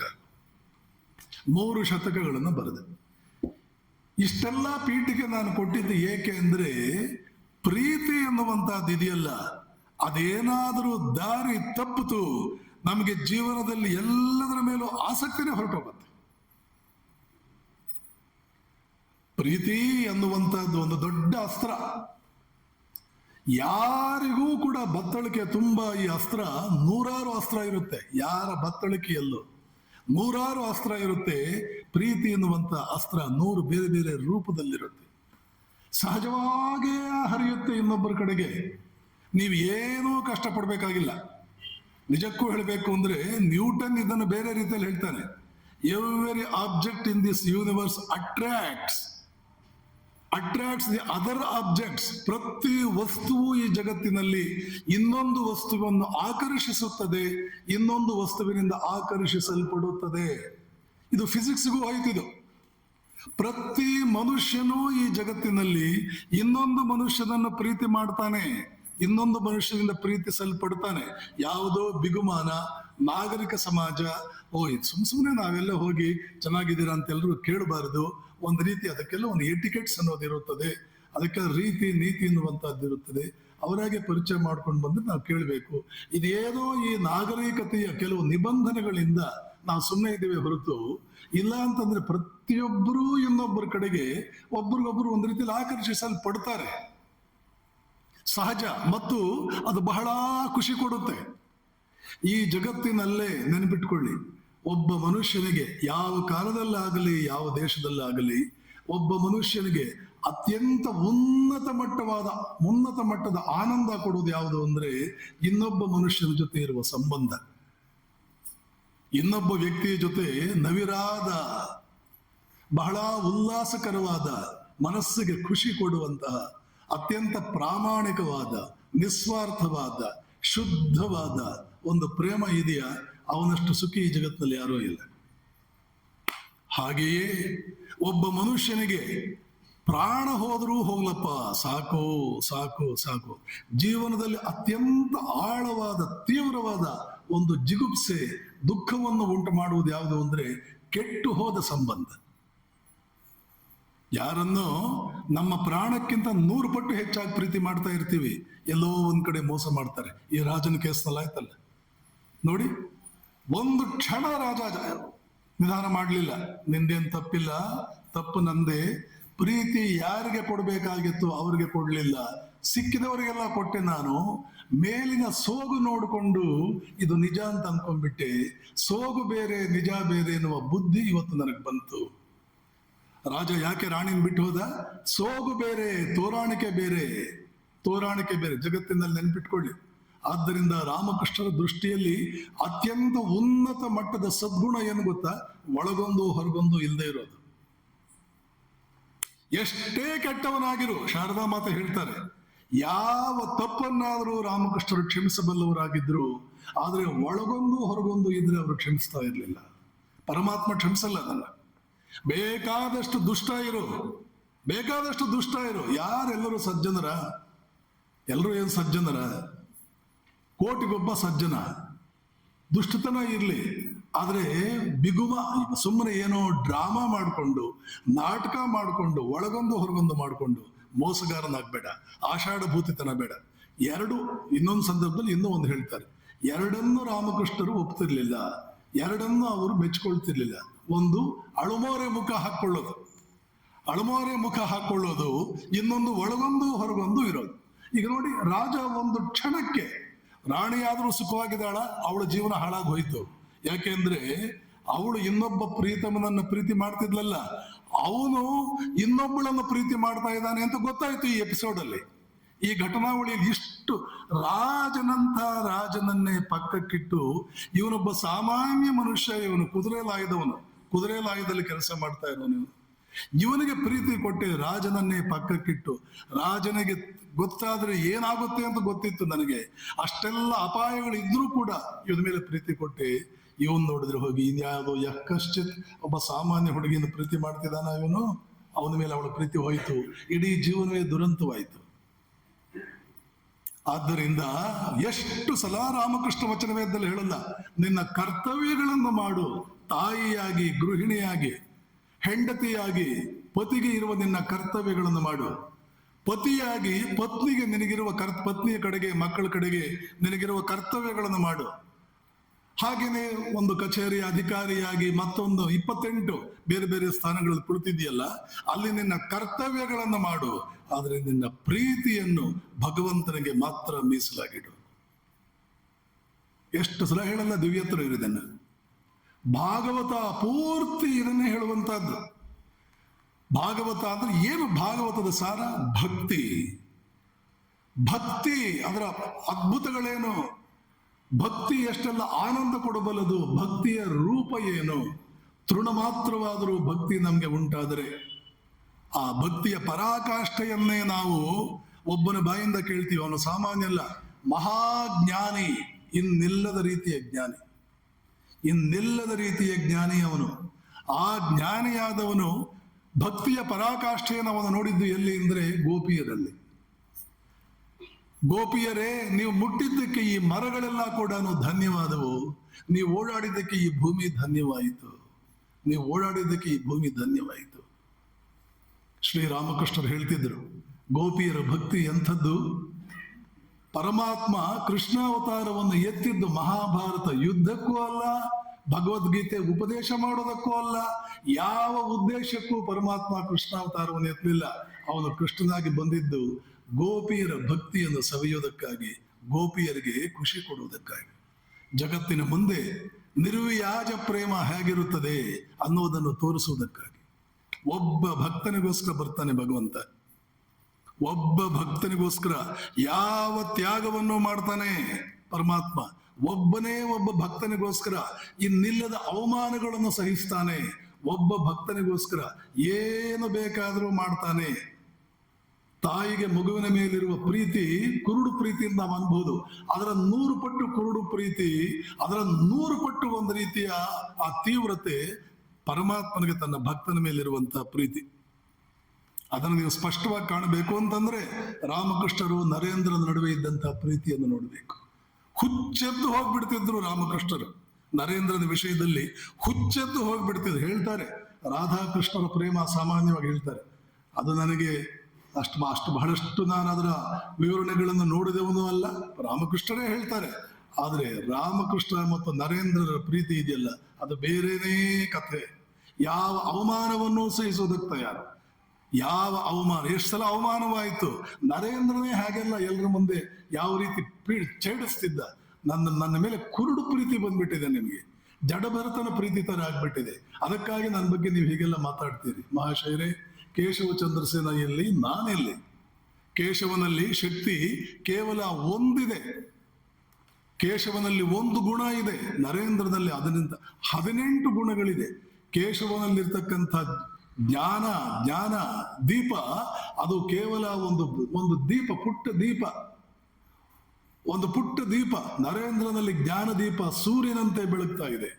ಕೇಶವ 5 ದಳದ ಕಮಲ, ನರೇಂದ್ರ ಸಹಸ್ರ ದಳದ ಕಮಲ. ಕೇಶವ ಒಂದು ಹಂಡೆ, ಹೆಚ್ಚಂದ್ರೆ ಒಂದು ಕುಂಟೆ, ನರೇಂದ್ರ ಬೃಹತ್ತಾದ ಸರೋವರ. 19 ವರ್ಷದ ಯುವಕ Narendra first year degree, second year degree ಓದ್ತಾ ಇದ್ದಾನೆ. ಇಲ್ಲಿ ಕೇಶವ ಚಂದ್ರಸೇನ ಅಂದ್ರೆ ಯಾರು ಗೊತ್ತಾ? ಇಡೀ ಭಾರತ ವರ್ಷದ ಯಂಗರ್ ಜನರೇಷನ್ ತನ್ನ ಕಡೆಗೆ ಸೆಳೆದಿದ್ದಂತಹ ಬೃಹತ್ತಾದಂತಹ ಅಯಸ್ಕಾಂತ. ಲಂಡನ್ನಿನಿಂದ, ಅಮೆರಿಕದಿಂದ ಕ್ರಿಶ್ಚಿಯನ್ ಪಾದ್ರಿಗಳು ಬಂದು ಬೈಬಲ್ ಅನ್ನು ಅವನ ಕೈಯಲ್ಲಿ ವ್ಯಾಖ್ಯಾನ ಮಾಡಿಸಿ ಅವನ ಕಡೆಯಿಂದ ತಿಳ್ಕೊಳ್ತಾ ಇದ್ದಂತ ಮಹಾನ್ ವಾಗ್ಮಿ. ಲಂಡನ್ನಿನ ಸಾರ್ವಜನಿಕ ವೃತ್ತದಲ್ಲಿ ಬೈಬಲ್ ವ್ಯಾಖ್ಯಾನ ಮಾಡ್ತಾ ಇದ್ರೆ ವಿಕ್ಟೋರಿಯಾ ರಾಣಿ ಕಾಲ ಕೆಳಗೆ ಕುಳಿತುಕೊಂಡು, ಅವನ ಕಾಲ ಹತ್ರ ಕುಳಿತುಕೊಂಡು, ಕೈ ಜೋಡಿಸ್ಕೊಂಡು, ಕಣ್ಣು ಮುಚ್ಚಿಕೊಂಡು ಕೇಳಿಸ್ಕೊಳ್ತಾ ಇದ್ದಂತಹ ವ್ಯಕ್ತಿ ಕೇಶವ ಚಂದ್ರಸೇನ. ಅವನನ್ನು ನೋಡಿ ನರೇಂದ್ರನ ಜೊತೆ ಹೋಲಿಸಿ ರಾಮಕೃಷ್ಣ ಹೀಗೆ ಮಾಡ್ತಾರೆ. ಅವರೆಲ್ಲರ ಎದುರುಗಡೆನೆ ನರೇಂದ್ರ ಕೆಲವು ಸಲ ಅವರೆಲ್ಲ ಹೋದ ಮೇಲೆ ತರಾಟೆಗೆ ತಗೊಳ್ತಾನೆ. ನಿಮಗೆ ನನ್ನ ವಿಷಯದಲ್ಲಿ ನಿಮಗೆ ಒಂಥರ ಹುಚ್ಚು ಹಿಡಿದೋಗಿದೆ, ಜಡಭರತನ ಪ್ರೇಮ ಆಗ್ಬಿಟ್ಟಿದೆ. ಆ ರೀತಿಯ ಒಂದು ಪರಮಾತ್ಮ ನಮ್ಮನ್ನು ಯಾವ ರೀತಿ ಪ್ರೀತಿ ಮಾಡ್ತಾನೆ. ಒಂದು ಸಲ ಪುರಂದರದಾಸ ಹೇಳ್ತಾರೆ, ಮಲಗಿ ಪಾಡಿದರೆ ಕುಳಿತು ಕೇಳುವನು, ಕುಳಿತು ಪಾಡಿದರೆ ನಿಂತು ಕೇಳುವನು, ನಿಂತರೆ ನಲಿವನು, ನಲಿದರೆ ಕುಣಿವನು, ಕುಣಿದರೆ ಒಲಿವನು, ಸುಲಭನೋ ಹರಿ. ಈ ತರದ್ದೆಲ್ಲ ಬರುತ್ತೆ, ಅಲ್ಲಲ್ಲಿ ಬರುತ್ತೆ. ಇಷ್ಟೆಲ್ಲ ನಾವು ಬರೋದಕ್ಕಿಂತ ಮುಂಚೆ ಇಡೀ ಭೂಮಂಡಲವನ್ನು ಸೃಷ್ಟಿಸಿ ಶ್ರೀರಾಮಕೃಷ್ಣ ಮಾತ್ರ ಹೇಳಬೇಕು ಅಂದ್ರೆ, ಪ್ರತಿಯೊಂದು ತಾಯಿಯ ಎದೆಯಲ್ಲಿ, ಹೃದಯದಲ್ಲಿ ಇಷ್ಟೊಂದು ನಿರ್ವ್ಯಾಜ ಪ್ರೇಮವನ್ನು ಇಟ್ಟಿದಾನಲ್ಲ ಪರಮಾತ್ಮ. ಅವನ ನಿಜಕ್ಕೂ ಕೂಡ ನಾವೇನಂತ ತಿಳ್ಕೊಳ್ಳೋಣ. ಏನನ್ನು ಹೇಳೋದಕ್ಕೆ ಹೊರಟೆ ನಾನು ಅಂತಂದ್ರೆ, ಒಂದು ಅದ್ಭುತವಾದ ಶಕ್ತಿಯ ಗಣಿ ನಮ್ಮ ಒಳಗಡೆ ಇದೆ. ಅದೇನದು? ಪ್ರೇಮ, ಪ್ರೀತಿ, ಭಕ್ತಿ. ಪ್ರೇಮ, ಪ್ರೀತಿ, ಭಕ್ತಿ. ಆ ಭಕ್ತಿಯಲ್ಲಿ ಒಂದು ಭಕ್ತಿ ಬರುತ್ತೆ, ಒಂದು ಭಾವಗಳಿದೆ, ಹಲವಾರು ಭಾವಗಳಿದೆ. ಉನ್ಮತ್ತ ಭಾವ, ನರೇಂದ್ರ ಬೇಡ್ಕೊಳ್ತಿದ್ದ, ಒಂದು ಹಾಡು ಕೂಡ ಇತ್ತು, ಎಂದನೂ ಉನ್ಮತ್ತಲಾಗಿಸು ತಾಯೇ, ಎಂದನೂ ಉನ್ಮತ್ತನಾಗಿಸಲೇ ತಾಯೇ, ನನ್ನನ್ನು ಉನ್ಮತ್ತನನ್ನಾಗಿಸು. ರಾಮಕೃಷ್ಣರಿಗೆ ಆ ಉನ್ಮತ್ತತೆ ಬಂದಾಗಲೇ ಇದ್ದಕ್ಕಿದ್ದ ಹಾಗೆ ಎದ್ದು ಅವರು ಸಂಕೀರ್ತನೆ ಮಾಡೋಕೆ ಪ್ರಾರಂಭ ಮಾಡ್ತಾ ಇದ್ದದ್ದು. ಕುಳಿತುಕೊಳ್ಳೋದಕ್ಕೆ ಬಿಡೋದಿಲ್ಲ ನಿಮಗೆ. ಅಂತ ಆನಂದದ ಬುಗ್ಗೆ, ಪ್ರೇಮ ಮತ್ತು ಆನಂದ ಒಟ್ಟೊಟ್ಟಿಗೆನೇ ಹೋಗುವಂತಹದ್ದು. ಭಾಗವತ ನಮಗೆ ಕೊಡೋ ಸಂದೇಶ ಇಷ್ಟೇ, ಯಾರನ್ನಾದ್ರೂ ನೀನು ಪ್ರೀತಿ ಮಾಡು, ಒಂದು ದಿನ ನಿನಗೆ ದುಃಖ ಕಟ್ಟಿಟ್ಟು ಬುತ್ತಿ. ಯಾರನ್ನಾದ್ರೂ ಪ್ರೀತಿ ಮಾಡು, ಆದರೆ ಪರಮಾತ್ಮನನ್ನು ಪ್ರೀತಿ ಮಾಡು, ನಿನಗೆ ಎಂದಿಗೂ ನಿರಾಶೆ ಆಗುವುದಿಲ್ಲ, ದುಃಖವಾಗುವುದಿಲ್ಲ. ಯಾವ ಸದ್ಗತಿಯನ್ನು ಬೇಕಾದರೂ ನಿನಗೆ ಕೊಡ್ತಾನೆ. ಒಂದು ದಿನ ಭಕ್ತಿಯ ಆ ಉನ್ಮತ್ತತೆಯಲ್ಲಿ ನೀನು ತೇಲಿ ಮುಳುಗುವಂತೆ ಮಾಡ್ತಾನೆ. ಸಣ್ಣದಾಗಿ ನೀನು ಪ್ರಾರಂಭ ಮಾಡಿದ್ರೆ ಸಾಕು. ಏನು ಮಾಡಬೇಕದಕ್ಕೆ ಹೇಳು. ಸಹಜವಾಗಿ ಹರಿಯುವ ಪ್ರೇಮವನ್ನ ದಿಕ್ಕನ್ನು ಮಾತ್ರ ಬದಲಾವಣೆ ಮಾಡಿದ್ರೆ ಸಾಕು. ಯಾವ್ದಾವುದಕ್ಕೂ ನಾವು ಆಕರ್ಷಿತರಾಗ್ತೇವೆ. ಸೌಂದರ್ಯಕ್ಕೆ ಆಕರ್ಷಿತರಾಗುವುದು ಜಾಸ್ತಿ. ಬೇರೆ ಎಲ್ಲದಕ್ಕಿಂತಲೂ ಮನುಷ್ಯ ಸಾಮಾನ್ಯವಾಗಿ ಆಕರ್ಷಿತನಾಗುವುದು ಸೌಂದರ್ಯಕ್ಕೆ. ಆ ಸುಂದರ ವ್ಯಕ್ತಿ ಅವ್ರು ಬೇರೆ ಏನಾದರೂ ಇರಲಿ, ನೋಡುವುದಕ್ಕೆ ಸುಂದರವಾಗಿದ್ರೆ ಸಾಕಲ್ಲ, ಏನು ಬೇಕಾದರೂ.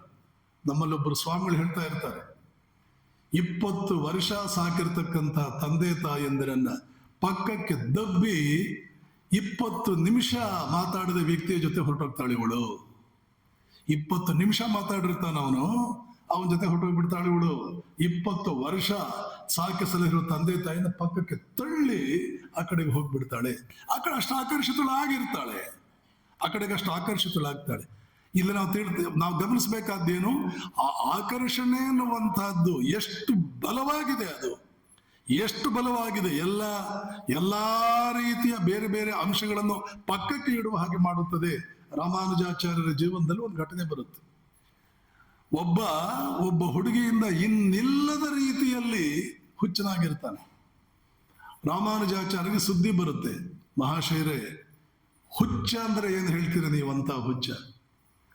ಹೌದಾ? ಎಂತಹ ಧನ್ಯ ಅವನು. ಸ್ವಯಂ ರಾಮಕೃಷ್ಣ ಹೇಳ್ತಿದ್ರು, ಯಾವುದಾದರೂ ಒಂದು ವಿಷಯದ ಕಡೆಗೆ ನೀನು ತೀವ್ರವಾಗಿ ಆಕರ್ಷಿತನಾಗಿದ್ರೆ ನಿನ್ನಂತ ಧನ್ಯ ಯಾರು? ಮನುಷ್ಯನೇ ಆಗಿರ್ಲಿ, ಸುಂದರ ವ್ಯಕ್ತಿ ಅಂತೇನೋ ಅಂತಿದ್ವಲ್ಲ ಈಗ ನಾವು, ಅದೇ ಆಗಿರ್ಲಿ, ಯಾವುದಾದರೂ ಒಂದರ ಕಡೆಗೆ ನೀನು ತೀವ್ರವಾಗಿ ಆಕರ್ಷಿತನಾಗಿದ್ರೆ ಎಂಥ ಧನ್ಯ. ಯಾವುದರ ಕಡೆಗೂ ತೀವ್ರವಾಗಿ ಆಕರ್ಷಿತನಾಗಿರ್ಲಿಲ್ಲ ಅಂದ್ರೆ ಅದೊಂದು ಜೀವನನ? ಅದು ರಾಮಕೃಷ್ಣನ ಮಾತಿದು, ಅದೊಂದು ಜೀವನನ ಅದು. ರಾಮಾನುಜಾಚಾರ್ಯರಿಗೆ ಸುದ್ದಿ ಬಂತು, ಮಹಾಶಯ ಇವನು ಈ ರೀತಿ ಆಕರ್ಷಿತನಾಗಿದ್ದಾನೆ. ಯಾರ ಕಡೆಗೆ ಆಕರ್ಷಿತನಾಗಿದ್ದಾನೆ? ಒಬ್ಬಳು ವೇಶ್ಯೆಯ ಕಡೆಗೆ. ರಾಮಾನುಜಾಚಾರ್ಯರು ಎಂಥ ಧನ್ಯ ಇವನು ಅಂತ ಅಂದ್ಕೊಂಡ್ರು. ಕರೆದ್ರು ಅವನನ್ನ, ಏನೋ ಇಷ್ಟು ಹುಚ್ಚು ಪ್ರೀತಿ, ಆ ಪ್ರೀತಿಯ ಬಲೆಯಲ್ಲಿ ಬಿದ್ದಿದೆಯಲ್ಲ, ಏನಿದಿಷ್ಟು ಹುಚ್ಚು ಪ್ರೀತಿ, ಏನು ಕಾರಣ ಇದಕ್ಕೆ? ಅವನು ಹೇಳ್ತಾನೆ, ಅವಳ ಕಣ್ಣುಗಳು ಹಾಗಿದೆ, ಅದಕ್ಕಿಂತಲೂ ಸುಂದರವಾದ ಕಣ್ಣುಗಳನ್ನು ತೋರಿಸ್ತೀನಿ, ಆ ಕಡೆಗೂ ಆಕರ್ಷಿತನಾಗ್ತೀಯ? ಆಗ್ತೀನಿ.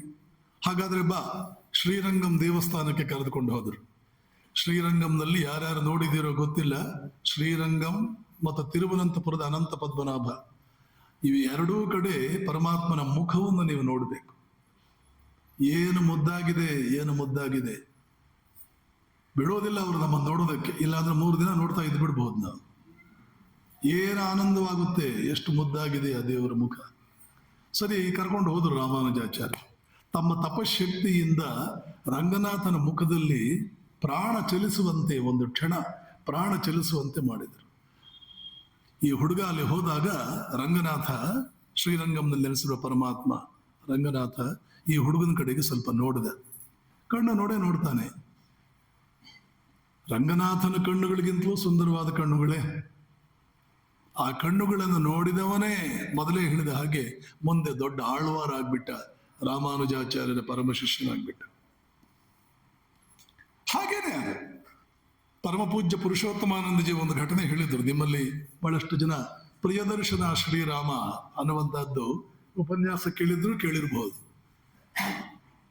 ತುಳಸಿ ರಾಮಾಯಣ ಅಲ್ಲ, ತಮಿಳಿನಲ್ಲಿ ಒಂದು ರಾಮಾಯಣ ಇದೆ, ಕಂಬರಾಮಾಯಣ. ಆ ಕಂಬರಾಮಾಯಣದಲ್ಲಿ ಕಂಬರು ಮಹರ್ಷಿಗಳು ಅಂತ ಕರೀಬಹುದು. ಮೊನ್ನೆ ಒಂದು 300-400 ವರ್ಷಗಳ ಹಿಂದೆ ಬಂದು ಹೋದವರು ಮಹಾತ್ಮರವರೆಲ್ಲ, ಇಲ್ಲ ಅಂದ್ರೆ ಹೀಗೆಲ್ಲ ನಾವು ಭಾವಿಸೋದಕ್ಕೂ ಸಾಧ್ಯವಿಲ್ಲ. ಕಂಬರು ಆ ರಾಮಾಯಣ ಬರೀತಾ ಒಂದು ಪ್ರಶ್ನೆ ಕೇಳ್ತಾರೆ. ವಸಿಷ್ಠರಂತ ಪರಮ ಜ್ಞಾನಿಗಳೇ ಪಟ್ಟಾಭಿಷೇಕಕ್ಕೆ ಮುಹೂರ್ತವನ್ನು ನಿಗದಿ ಮಾಡಿಸಿದಾಗ ಪಟ್ಟಾಭಿಷೇಕ ಯಾಕೆ ತಪ್ಪು ಹೋಯಿತು? ಮುಹೂರ್ತ ನಿಗದಿಪಡಿಸಿದ್ದೇನು ಸಾಮಾನ್ಯರ? ಸಪ್ತ ಋಷಿಗಳಲ್ಲಿ ಒಬ್ಬರು ವಸಿಷ್ಠ ಮಹರ್ಷಿಗಳು. ಯಾವ ವಂಶದಲ್ಲಿ ವ್ಯಾಸ ಹುಟ್ಟಿದ್ನೋ, ಪರಾಶರ ಮಹರ್ಷಿಗಳು ಹುಟ್ಟಿದರೋ ಅಂಥ ಅತಿರಥ ಮಹಾರಥರು, ಪರಮ ತಪಸ್ವಿಗಳು. ಪರಾಶರರೇ ವಿಷ್ಣು ಪುರಾಣದಲ್ಲಿ ನಾವು ನೋಡೋದೇ ಅವರನ್ನ. ವ್ಯಾಸ ಮಹರ್ಷಿಗಳಂತೂ ಸರಿಯೇ ಸರಿ. ವ್ಯಾಸೋಚ್ಛಿಷ್ಟಂ ಜಗತ್ ಸರ್ವಂ, ಎಲ್ಲವೂ ವ್ಯಾಸ ಈಗಾಗಲೇ ರುಚಿ ನೋಡಿಬಿಟ್ಟಿದ್ದಾನೆ. ವಸಿಷ್ಠರಂತ ಜ್ಞಾನಿಗಳು ಮುಹೂರ್ತ ನಿಗದಿಪಡಿಸಿದ್ರೆ ಪಟ್ಟಾಭಿಷೇಕ ಯಾಕೆ ತಪ್ಪು ಹೋಯಿತು? ಅದಕ್ಕೆ ಅವರೇ ಹೇಳ್ತಾರೆ, ಆ ಪಟ್ಟಾಭಿಷೇಕದ ಸಂದರ್ಭದಲ್ಲಿ ಬೆರಳಿಗೆ ಕಂಕಣವನ್ನು ಕಟ್ಕೊಳ್ಬೇಕಾಗಿತ್ತು ರಾಮ, ದೀಕ್ಷಾಬದ್ಧನಾಗಬೇಕಾಗಿತ್ತು. ಯುವರಾಜ ಪಟ್ಟಾಭಿಷೇಕ, ಅದಕ್ಕೆ ಕಂಕಣ, ಬೆರಳಿಗೆ ಯಾವುದೇ ಪೂಜೆ ಮಾಡುವಾಗ ಬೆರಳಿಗೆ ಕಂಕಣ ಕಟ್ಕೊಳ್ತಾರೆ. ಆ ಕಂಕಣ ಕಟ್ಟಬೇಕಿತ್ತು. ಅದನ್ನು ಯಾರು ಮಾಡಬೇಕು? ಕುಲಪುರೋಹಿತರೇ ಅದನ್ನ ಕಂಕಣ ತೊಡಿಸ್ಬೇಕು. ಅವಾಗ ರಾಮ ಬಂದು ವಸಿಷ್ಠ ಕೈಯಲ್ಲಿ ತನ್ನ ಕೈಯನ್ನಿಟ್ಟ, ಬಲಗೈಯನ್ನಿಟ್ಟ.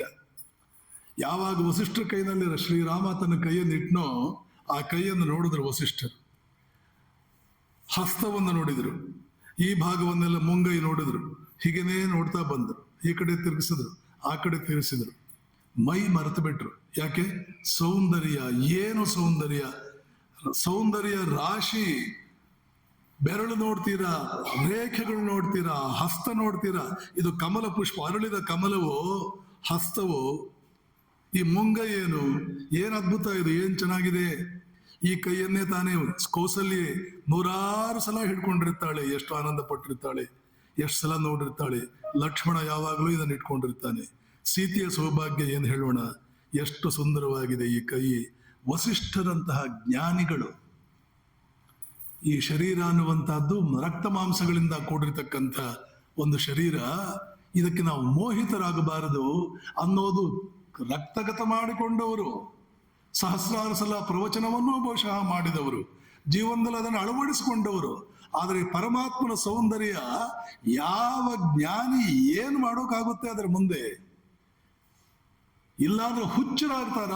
ಎಂತೆಂಥ ಏನೂ ಬೇಡ ಅಂತಂದವರು, ಜಗತ್ತಿನಲ್ಲಿ ಇಂದ್ರ ಪದವೇ ಬೇಡ, ಅದು ಬೇಡ, ಇದು ಬೇಡ, ಏನೂ ಬೇಡ ಅಂತಂದವರು, ಇದೊಂದು ಬಿಟ್ಟು ನಾನು ಬದುಕಲಾರೆ ಅನ್ನೋಷ್ಟ್ರ ಮಟ್ಟಿಗೆ ಉಲ್ಟಾ ಹೊಡಿತಾರಲ್ಲ. ಹೇಗೆ?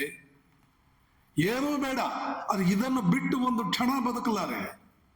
ಪ್ರಭು ನಿನ್ನನ್ನು ಬಿಟ್ಟು, ಕನಕದಾಸ ಹೇಳಿದಾನಲ್ಲ, ಮರೆತು ಜೀವಿಸಬಹುದೇ ಹರಿ ನಿನ್ನ ಪಾದವ, ಮರೆತು ಜೀವಿಸಬಹುದೇ ಬದುಕು ಸಾಧ್ಯವ? ನಿನ್ನ ಪಾದ ಪದ್ಮಗಳನ್ನು ಮರೆತು ಮನಸ್ಸಿನಿಂದ ಅದನ್ನ ದೂರ ಹಾಕಿ, ಮನಸ್ಸು ಅದರ ಬಗ್ಗೆ ಸ್ವಲ್ಪ ಮರವು ಬೆಳೆಸ್ಕೊಂಡ್ಬಿಟ್ಟು ಬದುಕೋದಕ್ಕೆ ಸಾಧ್ಯವ? ತಂದೆ ತಾಯಿಯಿಂದ ಬಿಡಬಹುದು, ಹೆಂಡತಿ ಮಕ್ಕಳನ್ನು ಬಿಡಬಹುದು, ಏನೂ ತೊಂದರೆ ಇಲ್ಲ. ನಿನ್ನ ಪಾದಗಳನ್ನು ಮರೆತು ಬದುಕೋದಕ್ಕೆ ಸಾಧ್ಯವೇ ಪರಮಾತ್ಮ? ವಸಿಷ್ಠ ಮಹರ್ಷಿಗಳು ಈ ಕೈಯನ್ನು ನೋಡಿದ್ರು, ನೋಡಿ ಅದರಲ್ಲೇ ಮುಳುಗಿಬಿಟ್ರು. ಯಾವ ಕ್ಷಣ ಮಂಗಳಮಯವಾದ ಒಂದು ಕ್ಷಣ, ಆ ಕ್ಷಣದಲ್ಲಿ ಅವರು ತೊಡಿಸ್ಬೇಕಾಗಿತ್ತು ಆ ಕಂಕಣ, ಆ ಕ್ಷಣ ಹೊರಟೋಯ್ತು. ಆಮೇಲೆ ಮೈ ತಿಳಿದು ಕಂಕಣ ತೊಡಿಸ್ತಾರೆ, ಅದು ಅಮಂಗಳಕರವಾದ ಕ್ಷಣ. ಮಂಗಳಕರವಾದ ಕ್ಷಣ ಹೊರಟು ಹೋಗ್ಬಿಟ್ಟಿದೆ. ಕಂಬರು ಇದನ್ನು ಬಹಳ ಚೆನ್ನಾಗಿ ಹೇಳ್ತಾರೆ.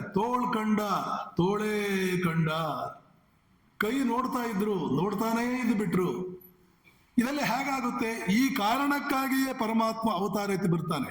ಯಾವುದನ್ನು ಉಪನಿಷತ್ತುಗಳು ಪರಬ್ರಹ್ಮ ಅಂತ ಕರೆಯುತ್ತವೆಯೋ, ಯಥೋ ವಾಚೋ ನಿವರ್ತಂತೆ ಅಪ್ರಾಪ್ಯ ಮನಸಾ ಸಹ, ಜ್ಞಾನಯೋಗಿ ಹೇಳ್ಬಿಟ್ಟ. ಅವನನ್ನು ತಿಳಿಯುವುದಕ್ಕೆ ಆಗುವುದಿಲ್ಲ, ಏಕೆಂದ್ರೆ ಅವನ ಮಹಿಮೆ ಹತ್ತಿರಕ್ಕೆ ಹೋಗೋದಿಲ್ಲ ಮನಸ್ಸು. ಯಥೋ ವಾಚೋ, ಮಾತು ಅನ್ನುವಂತಹದ್ದು, ನಿವರ್ತಂತೆ, ಅವನನ್ನು ತಿಳಿಯೋದಕ್ಕೆ ಹೋಗಿ ವಾಪಸ್ಸಾಯ್ತು ಬರಿಗೈನಲ್ಲಿ. ಅಪ್ರಾಪ್ಯ ಮನಸಾ ಸಹ, ಮನಸ್ಸಿಗೂ ಪ್ರಾಪ್ತಿ ಆಗ್ಲಿಲ್ಲ ಅವನು. ಯಾಕೆ?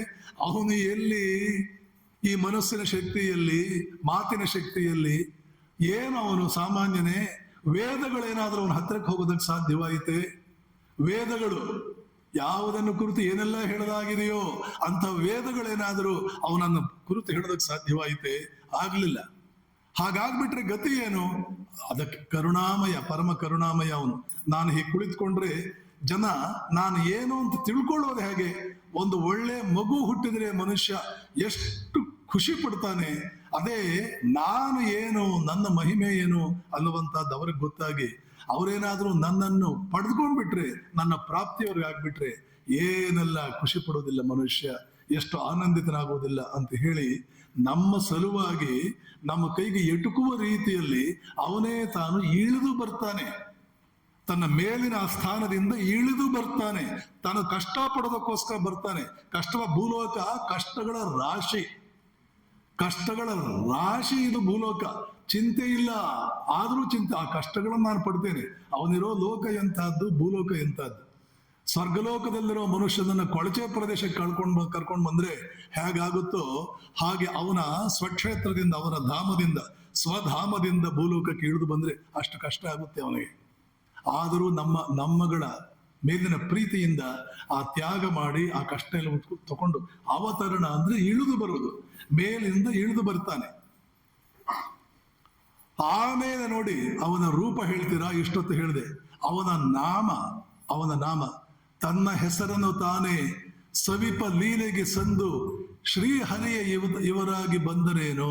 ಚೈತನ್ಯ ನಿತ್ಯಾನಂದರು ಹರಿನಾಮವನ್ನ ಶುರು ಮಾಡಿದ್ ಬಿಟ್ರೆ, ಹರಿನಾಮವನ್ನು ಹೇಳೋದಕ್ಕೆ ಹೊರಟು ಬಿಟ್ರೆ ಎಷ್ಟು ಸಹಸ್ರಾರು ಜನ ಮೈ ಮರೆತು, ಎರಡು ಕೈ ಎತ್ತಿ ತಮ್ಮ ಮೈಯನ್ನೇ ಮರೆತು ಉನ್ಮತ್ತರಾಗಿ ಅದು ಹೇಗೆ ನೃತ್ಯ ಮಾಡ್ತಿದ್ರು, ಸಂಕೀರ್ತನೆ ಮಾಡ್ತಿದ್ರು.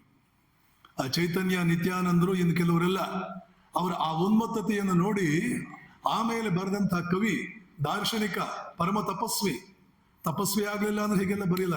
ನನ್ನ ಹೆಸರಿನಲ್ಲಿ ಇಷ್ಟು ಆನಂದ ಇದೆಯಾ ಅಂತ ತನ್ನ ಹೆಸರನ್ನ ಹೇಳ್ತಾ ಸ್ಮರಿಸ್ತಾ ಜಪ ಮಾಡ್ತಾ ನಾಮಸ್ಮರಣೆ ಮಾಡ್ತಾ ಆ ಆನಂದ ಸವಿಬೇಕು ಅಂತ ಹೇಳಿ ಹರಿನೇನ ಚೈತನ್ಯನಾಗಿ ಬಂದ. ಅವನೇ ಚೈತನ್ಯನಾಗಿ ಬಂದ. ತನ್ನ ಹೆಸರನ್ನು ತಾನೇ ಸವಿಪ ಲೀಲೆಗೆ ಸಂದು ಶ್ರೀಹರಿಯೇ ಇವರಾಗಿ ಬಂದರೇನು, ಶ್ರೀಹರಿಯೇ ಇವರಾಗಿ ಬಂದರೇನು. ತನ್ನ ರೂಪ, ತನ್ನ ಮಹಿಮೆಯನ್ನು ಸವಿಯೋದಕ್ಕೆ ಅವನೇ ರಾಧೆಯಾಗಿ ಬಂದನೇನು. ಭಕ್ತಿಯೋಗ ಇದೆಯಲ್ಲ, ಇದೊಂದು ರೀತಿಯ ಉನ್ಮತ್ತರ ಲೋಕ. ಇಲ್ಲಿ ಯಾವುದೇ ಪ್ರಶ್ನೆಗೆ ಇಲ್ಲಿ ಅವಕಾಶವಿಲ್ಲ. ಭಕ್ತಿಯೋಗದಲ್ಲಿ ಪ್ರಶ್ನೆ ಕೇಳೋಕೆ ಹೋಗ್ಬಾರ್ದು. ಬಹಳ ಜನ ತಪ್ಪು ಮಾಡೋದು ಇಲ್ಲೇನೆ, ತಪ್ಪು ಮಾಡೋದೇ ಇಲ್ಲಿ. ಪ್ರಶ್ನೆ ಕೇಳೋ ಜನ ಇದ್ದೀರಾ? ನಿಮ್ಗೆ ಧರ್ಮ ಬೇರೆ ಇದೆ. ಜ್ಞಾನ ಯೋಗ ಅಂತ ಅದ್ಭುತವಾದ ಧರ್ಮ ಮಾಡಿದೀವಿ. ಬೆಳಗ್ಗೆಯಿಂದ ರಾತ್ರಿವರೆಗೂ ಪ್ರಶ್ನೆ ಕೇಳಿದಷ್ಟು ನಿಮ್ಗೆ ಖುಷಿ ಸಿಗುತ್ತೆ ಅಲ್ಲ. ಭಕ್ತಿ ಯೋಗದವರಿಗೆ ಭಾವಿಸಿ ನೋಡ್ಕೊಳ್ಳಿ, ಭಾವಿಸಿ ನೋಡಿ. ಎಷ್ಟೆಷ್ಟು ರೀತಿಯ ಭಕ್ತಿ ಭಾಗವತದಲ್ಲಿ. ಕೇವಲ ಕೃಷ್ಣನ ಭಕ್ತಿಯೇ ಬರಲ್ಲ. ಸತಿ ಶಿವನ ಬಗ್ಗೆ ಇಟ್ಕೊಂಡಿದ್ದಂತ ಭಕ್ತಿ, ತಂದೆಯನ್ನು ಎದುರಾಕೊಂಡ್ಲು, ತಾಯಿಯನ್ನು ಎದುರಾಕೊಂಡ್ಲು. ತನ್ನ ಯಾವ ಪತಿಯನ್ನು ತಾನು ಪ್ರೀತಿ ಪತಿಯ ಕಡೆಗಿನ ಪ್ರೀತಿ. ಧ್ರುವನಿಗೆ ಆದ ಅವಮಾನ, ಆ ಅವಮಾನದಿಂದ ಅವನು ಅಂದ್ಕೊಂಡಿದ್ದೆ, ಇಲ್ಲಿ ಭರ್ತೃಹರಿಗೂ ಆಗಿದ್ದ ಅವಮಾನವೇ. ಆ ಅವಮಾನದಿಂದ ಅವನು ಅಂದ್ಕೊಂಡಿದ್ದೇನು, ಓಹೋ ಈ ಜಗತ್ತಿನ ಸಿಂಹಾಸನ ಅಲ್ಲ, ನಿಜವಾದ ಸಿಂಹಾಸನ ಪರಮಾತ್ಮನೇ. ಪ್ರಹ್ಲಾದ ಒಂದು ರೀತಿಯ ಕಷ್ಟಗಳನ್ನು ಪಟ್ಟಿದ್ದ. ಇದೆಲ್ಲ ಭಾಗವತದಲ್ಲಿ ಬರುತ್ತೆ. ಕೃಷ್ಣನ ಚರಿತ್ರೆ ಬರೋದು ಕೊನೆಗೆ, ಅದಕ್ಕಿಂತ ಮುಂಚೆ ಬೇರೆನೇ ಬರೋದು. ಇಲ್ಲಿ ಇವರೆಲ್ಲ ಕೂಡ ಆ ಒಳಗಡೆ ಇರ್ತಕ್ಕಂಥ ಅದ್ಭುತವಾದ ಭಾವನೆ, ಇನ್ನೊಂದು ವ್ಯಕ್ತಿಯನ್ನು ಪ್ರೀತಿಸಬೇಕು ಅನ್ನೋ ಸಹಜವಾದ ಪ್ರವೃತ್ತಿ ಇದೆಯಲ್ಲ, ಸರಿಯಾದಂತಹ ವಸ್ತುವನ್ನು ಪಡ್ಕೊಂಡು ಮಹಾತ್ಮರವರು. ಪ್ರೀತಿ ಯಾರಿಗೆ ಕೊಡೋಣ? ಪ್ರಹ್ಲಾದ ಒಂದು ರೀತಿ, ಧ್ರುವ ಒಂದು ರೀತಿ, ಸತಿ ಒಂದು ರೀತಿ. ಇದನ್ನು ಹೇಗೆ ಬೆಳೆಸ್ಕೊಳ್ಳೋದು ಈ ಪ್ರೀತಿ? ಒಂದು ನಾರದರು ಎಷ್ಟು ಕಡೆ ಹೇಳ್ತಾರೆ, ಕ್ಷಣಿಕವಾಗಿ ಇದು ಸಿಕ್ಕಿದ್ರು ಸಾಕು. ಒಂದು ಕ್ಷಣಿಕವಾಗಿ ಈ ಪ್ರೇಮ, ದಿವ್ಯ ಪ್ರೇಮ, ನಿರ್ವ್ಯಾಜ ಪ್ರೇಮ ಅನ್ನುವಂಥದ್ದು ಸಿಕ್ಕಿದ್ರು ಸಾಕು, ಧನ್ಯನೇ ಆಗಿ ಹೋದೆ ನೀನು. ಇದು ಬರಬೇಕು ಅಂದ್ರೆ ಏನ್ ಮಾಡಬೇಕು? ಬಹಳ ಒತ್ತಿ ಪರಮಾತ್ಮನ ಕಡೆಗೆ ನಿನಗೆ ಪ್ರೀತಿ ಬರಬೇಕು ಅಂದ್ರೆ ಸಾಧು ಸಂಘ ಮಾಡು. ಸಾಧು ಸಂಘ, ಸಾಧು ಸೇವೆ, ಆಮೇಲೆ ಸಾಧು ಸಂಘ, ಶ್ರೀರಾಮಕೃಷ್ಣ ಇದನ್ನ ಬಹಳ ಚೆನ್ನಾಗಿ ಹೇಳ್ತಾರೆ. ಸ್ವಲ್ಪ ಯಾರ್ಯಾರದೋ ಸಹವಾಸದಿಂದ ಬಿಡಿಸ್ಕೊಂಡು ಕೇವಲ ಪರಮಾತ್ಮನ ಸಹವಾಸದಲ್ಲೇ ಒಂದ್ ಸ್ವಲ್ಪ ಕಳೆಯೋದನ್ನು ಕೂಡ ಪ್ರಾಕ್ಟೀಸ್ ಮಾಡ್ಕೋ. ಮೊದಲು ಸಾಧುಗಳ ಸಹವಾಸ, ಯಾರ ಸಹವಾಸ ಮಾಡಿ ಮನುಷ್ಯ ಸಾಧುವಾದ, ಪರಮಾತ್ಮನ ಸಹವಾಸ ಮಾಡಿ ಅವನ ಸಹವಾಸ. ಇನ್ನೂ ಒಂದೇನು ಅಂತ ಹೇಳಿದ್ರೆ ಅವನ ಮಾತುಗಳನ್ನು ಕೇಳಿ ಆನಂದ ಪಡುವುದು, ಅವನ ರೂಪವನ್ನು ನೋಡಿ ಆನಂದ ಪಡುವುದು, ಅವನ ಮಾತುಗಳನ್ನು ಕೇಳಿ ಆನಂದ ಪಡುವುದು, ಅವನ ಮಹಿಮೆಯನ್ನು ನೋಡಿ ಆನಂದ ಪಡುವುದು. ಇದನ್ನೆಲ್ಲ ಮಾಡ್ತಾ ಬಾ. ನಿನ್ನ ಒಳಗಡೆ ಆ ಒಂದು ಬೀಜ ಇದೆಯಲ್ಲ, ಶಕ್ತಿಯ ಬೀಜ ಯಾವುದದು? ಭಾವನೆ, ಶುದ್ಧ ಭಾವನೆ ಅನ್ನುವಂಥ ಮಹಾಶಕ್ತಿಯ ಬೀಜ ಇದೆಯಲ್ಲ, ಅದು ಮೊಳಕೆ ಹೊಡೆದು ಅದು ಬೆಳೀತಾ ಬರುತ್ತದೆ. ಆಮೇಲೆ ನಿನ್ನ ಜೀವನವೇ ಬೇರೆ ದಿಕ್ಕನ್ನು ತೆಗೆದುಕೊಳ್ಳುತ್ತದೆ, ಬೇರೆ ದಿಕ್ಕನ್ನೇ ತಗೊಳ್ಳುತ್ತದೆ. ಗೃಹಸ್ಥರಿಗೆ ಇದು ಬಹಳ ಸುಲಭ. ಯಾಕೆ? ಅವ್ರು ಪ್ರೀತಿ ಮಾಡೋನ್ ಬಿಟ್ಟು ಬೇರೆ ಏನೂ ಮಾಡೇ ಇಲ್ಲ. ಮಕ್ಕಳ ಮೇಲೆ ಪ್ರೀತಿ, ಮನೆ ಮೇಲೆ ಪ್ರೀತಿ, ದುಡ್ಡಿನ ಮೇಲೆ ಪ್ರೀತಿ, ಗಂಡನ ಮೇಲೆ ಪ್ರೀತಿ, ಇನ್ನು ಏನೇನೋ ಎಲ್ಲದರ ಮೇಲೂ ಪ್ರೀತಿ, ಚಿಂತೆ ಇಲ್ಲ. ಶ್ರೀರಾಮಕೃಷ್ಣರು ಮತ್ತು ಅಂತಹ ಅದ್ಭುತವಾದಂತಹ ಪರಮ ದಿವ್ಯ ಸ್ವರೂಪರೆಲ್ಲ ಹೇಳುವಂತಹದ್ದೇನು ಅಂದ್ರೆ, ಇದ್ಯಾವುದನ್ನು ಬಿಡಬೇಡ, ಇದೆಲ್ಲರ ಜೊತೆಗೆ ಪರಮಾತ್ಮನ ಮೇಲೆ ಪ್ರೀತಿ ಎನ್ನುವಂತಹದ್ದು ಒಂದು ಸ್ವಲ್ಪ ಸೇರಿಸ್ಕೊ, ಇನ್ನು ಒಂದನ್ನು ಮಾತ್ರ ಸೇರಿಸ್ಕೊ, ಇದೆಲ್ಲವನ್ನು ಹಾಗೆ ಇಟ್ಕೊ. ಭಕ್ತಿ ಎನ್ನುವಂತಹದ್ದು ಯಾವುದನ್ನು ಬಿಡುವುದಲ್ಲ, ಸ್ವಲ್ಪ ಸೇರಿಸ್ಕೊಳ್ಳೋದು ಭಕ್ತಿ ಅಂದ್ರೆ. ಈಗ ಏನೇನು ಮಾಡ್ತಾ ಇದೀಯಾ, ಏನೇನು ಜೀವನ ಮಾಡ್ತಾ ಇದೀಯಾ, ಹೇಗೆ ಬದುಕ್ತಾ ಇದೀಯಾ, ಹೀಗೆಯೇ ಬದುಕು. ಭಗವಂತನನ್ನು ಪ್ರೀತಿಸುವುದು ಅನ್ನೋದು ಒಂದು ಹೊಸದು ಸಣ್ಣದೊಂದು ಪ್ರಾರಂಭ ಮಾಡ್ಕೊ ನಿನ್ನ ಜೀವನದಲ್ಲಿ. ಅದೊಂದೇ ಸಾಕು. ಕ್ರಮೇಣ ನೀನು ಹಾಗೆ ಅಜಮಿಳನ ಕಥೆ ಅಂತ ಬರುತ್ತೆ ಭಾಗವತದಲ್ಲಿ. ಅಜಮಿಳನ ಕಥೆ, ವೇಶ್ಯ ಸಹವಾಸ. ಬಹಳ ಈ ಭಕ್ತರು ಅಂತಿದಾರಲ್ಲ, ಅವರಲ್ಲಿ ಈ ಉನ್ಮತ್ತತೆ ಬರೋದು ಜಾಸ್ತಿ. ಪ್ರೀತಿಯ ಪ್ರೇಮದ ಬುಗ್ಗೆ ಒಮ್ಮೆಲೆ ಬಂದು ಬಿಡೋದು ಜಾಸ್ತಿ. ಈ ಭಕ್ತರ ಲಕ್ಷಣವೇ ಹಾಗೆ, ಪ್ರೇಮದ ಬುಗ್ಗೆ. ಅದನ್ನು ಸ್ವಲ್ಪ ಜ್ಞಾನದೊಡನೆ ಮಿಶ್ರ ಮಾಡಬೇಕು. ಅದಕ್ಕೋಸ್ಕರವೇ ಸಾಧು ಸಂಘ. ಇಲ್ಲ, ಜ್ಞಾನದ ಜೊತೆ ಮಿಶ್ರ ಮಾಡಬೇಕು. ಯಾಕೆ ಜ್ಞಾನದ ಜೊತೆ ಮಿಶ್ರ ಮಾಡಬೇಕು? ಹಾಗೆ ಬುಗ್ಗಿಯಾಗಿ ಬಂದಂತಹ ಆ ಪ್ರೇಮಕ್ಕೆ ದಿಕ್ಕು, ಇದು ಒಳ್ಳೆಯದ ಇದು ಕೆಟ್ಟದ್ದ ಅಂತ ತಿಳ್ಕೊಳ್ಳುವಷ್ಟು ವ್ಯವಧಾನ ಇರಲ್ಲ. ಹೋಗ್ಬಿಡುತ್ತೆ ಅದು ಎಲ್ಲಂದ್ರೆ ಅಲ್ಲಿ. ಆ ವ್ಯವಧಾನ ಬರಬೇಕು ಅಂತಂದ್ರೆ, ಆ ವಿವೇಕ ಬರಬೇಕು ಅಂದ್ರೆ, ಸಾಧುಗಳು ಯಾವ ಕಡೆಗೆ ಈ ಬುಗ್ಗಿಯನ್ನು ಹರಿಸ್ತಾ ಇದ್ದಾರೆ ಅನ್ನೋದ್ರ ಕಡೆಗೆ ಸ್ವಲ್ಪ ಗಮನ ಬೇಕು. ಸಾಧುಗಳು ಯಾವ ಕಡೆ ಗಮನ ಈ ಪ್ರೇಮದ ಬುಗ್ಗಿಯನ್ನ ಹರಿಸ್ತಾ ಇದ್ದಾರೆ, ಅದು ಪರಮಾತ್ಮನ ಕಡೆಗೆ. ಹೀಗಾಗಿ ಬಹಳಷ್ಟು ಜನ ಆ ವೇಶ್ಯ, ಇದು ಮತ್ತೊಂದು ಮಗದೊಂದು ಹೀಗೆಲ್ಲ ಬಿದ್ದೋಗಿರ್ತಾರೆ. ಅಜಮಿಳ ಹಾಗೆ ಇರ್ತಾನೆ, ವೇಶ್ಯ ಸಹವಾಸಕ್ಕೆ ಹೋಗ್ತಾನೆ, ಅಲ್ಲಿ ಕಾಯಿಲೆ ಬೀಳ್ತಾನೆ. ಕಾಯಿಲೆ ಬೀಳುವಾಗ, ಕಾಯಿಲೆ ಬಿದ್ದ ವೇಶ್ಯ ಸಹವಾಸ, ಇನ್ನು ಆಯುಷ್ಯ ಬಹಳ ದಿನ ಇರಲ್ಲ, ಸಾಯೋ ಸಂದರ್ಭ ಬರುತ್ತೆ. ಯಮಕಿಂಕರರು ಬಂದು ಇದು ಪ್ರಾಣ ತಗೊಂಡು ಹೋಗ್ಬೇಕು ಅಂತ ಹೇಳಿ ಬರ್ತಾರೆ. ಬಹಳಷ್ಟು ಜನ ಕೊನೆಗಾಲದಲ್ಲಿ, ಇನ್ನು ಕೆಲವು ಗಂಟೆಗೋ, ಇನ್ನು ಒಂದೆರಡು ದಿನಕ್ಕೋ, ಕೆಲವರು ಒಂದೆರಡು ದಿನ, ಇನ್ನು ಕೆಲವರು ಒಂದೆರಡು ಗಂಟೆ ಪ್ರಾಣ ಹೋಗುತ್ತೆ ಅನ್ಬೇಕಾದ್ರೆ ಕೆಲವರು ಹೆದರ್ತಾರೆ. ಒಬ್ಬಳು ಅಜ್ಜಿ, ನಮ್ಮ ಭಕ್ತರ ಮನೆಯಲ್ಲೇ ಒಬ್ಬಳು ಅಜ್ಜಿ, ಆಯಮ್ಮ ಏನು ಭಕ್ತಿ ಅಲ್ಲ, ಬೇರೆಯವರು ಭಕ್ತರು, ಸೊಸೆ ಮಕ್ಕಳು ಎಲ್ಲ ಭಾಷ್ಮದ ಭಕ್ತರು.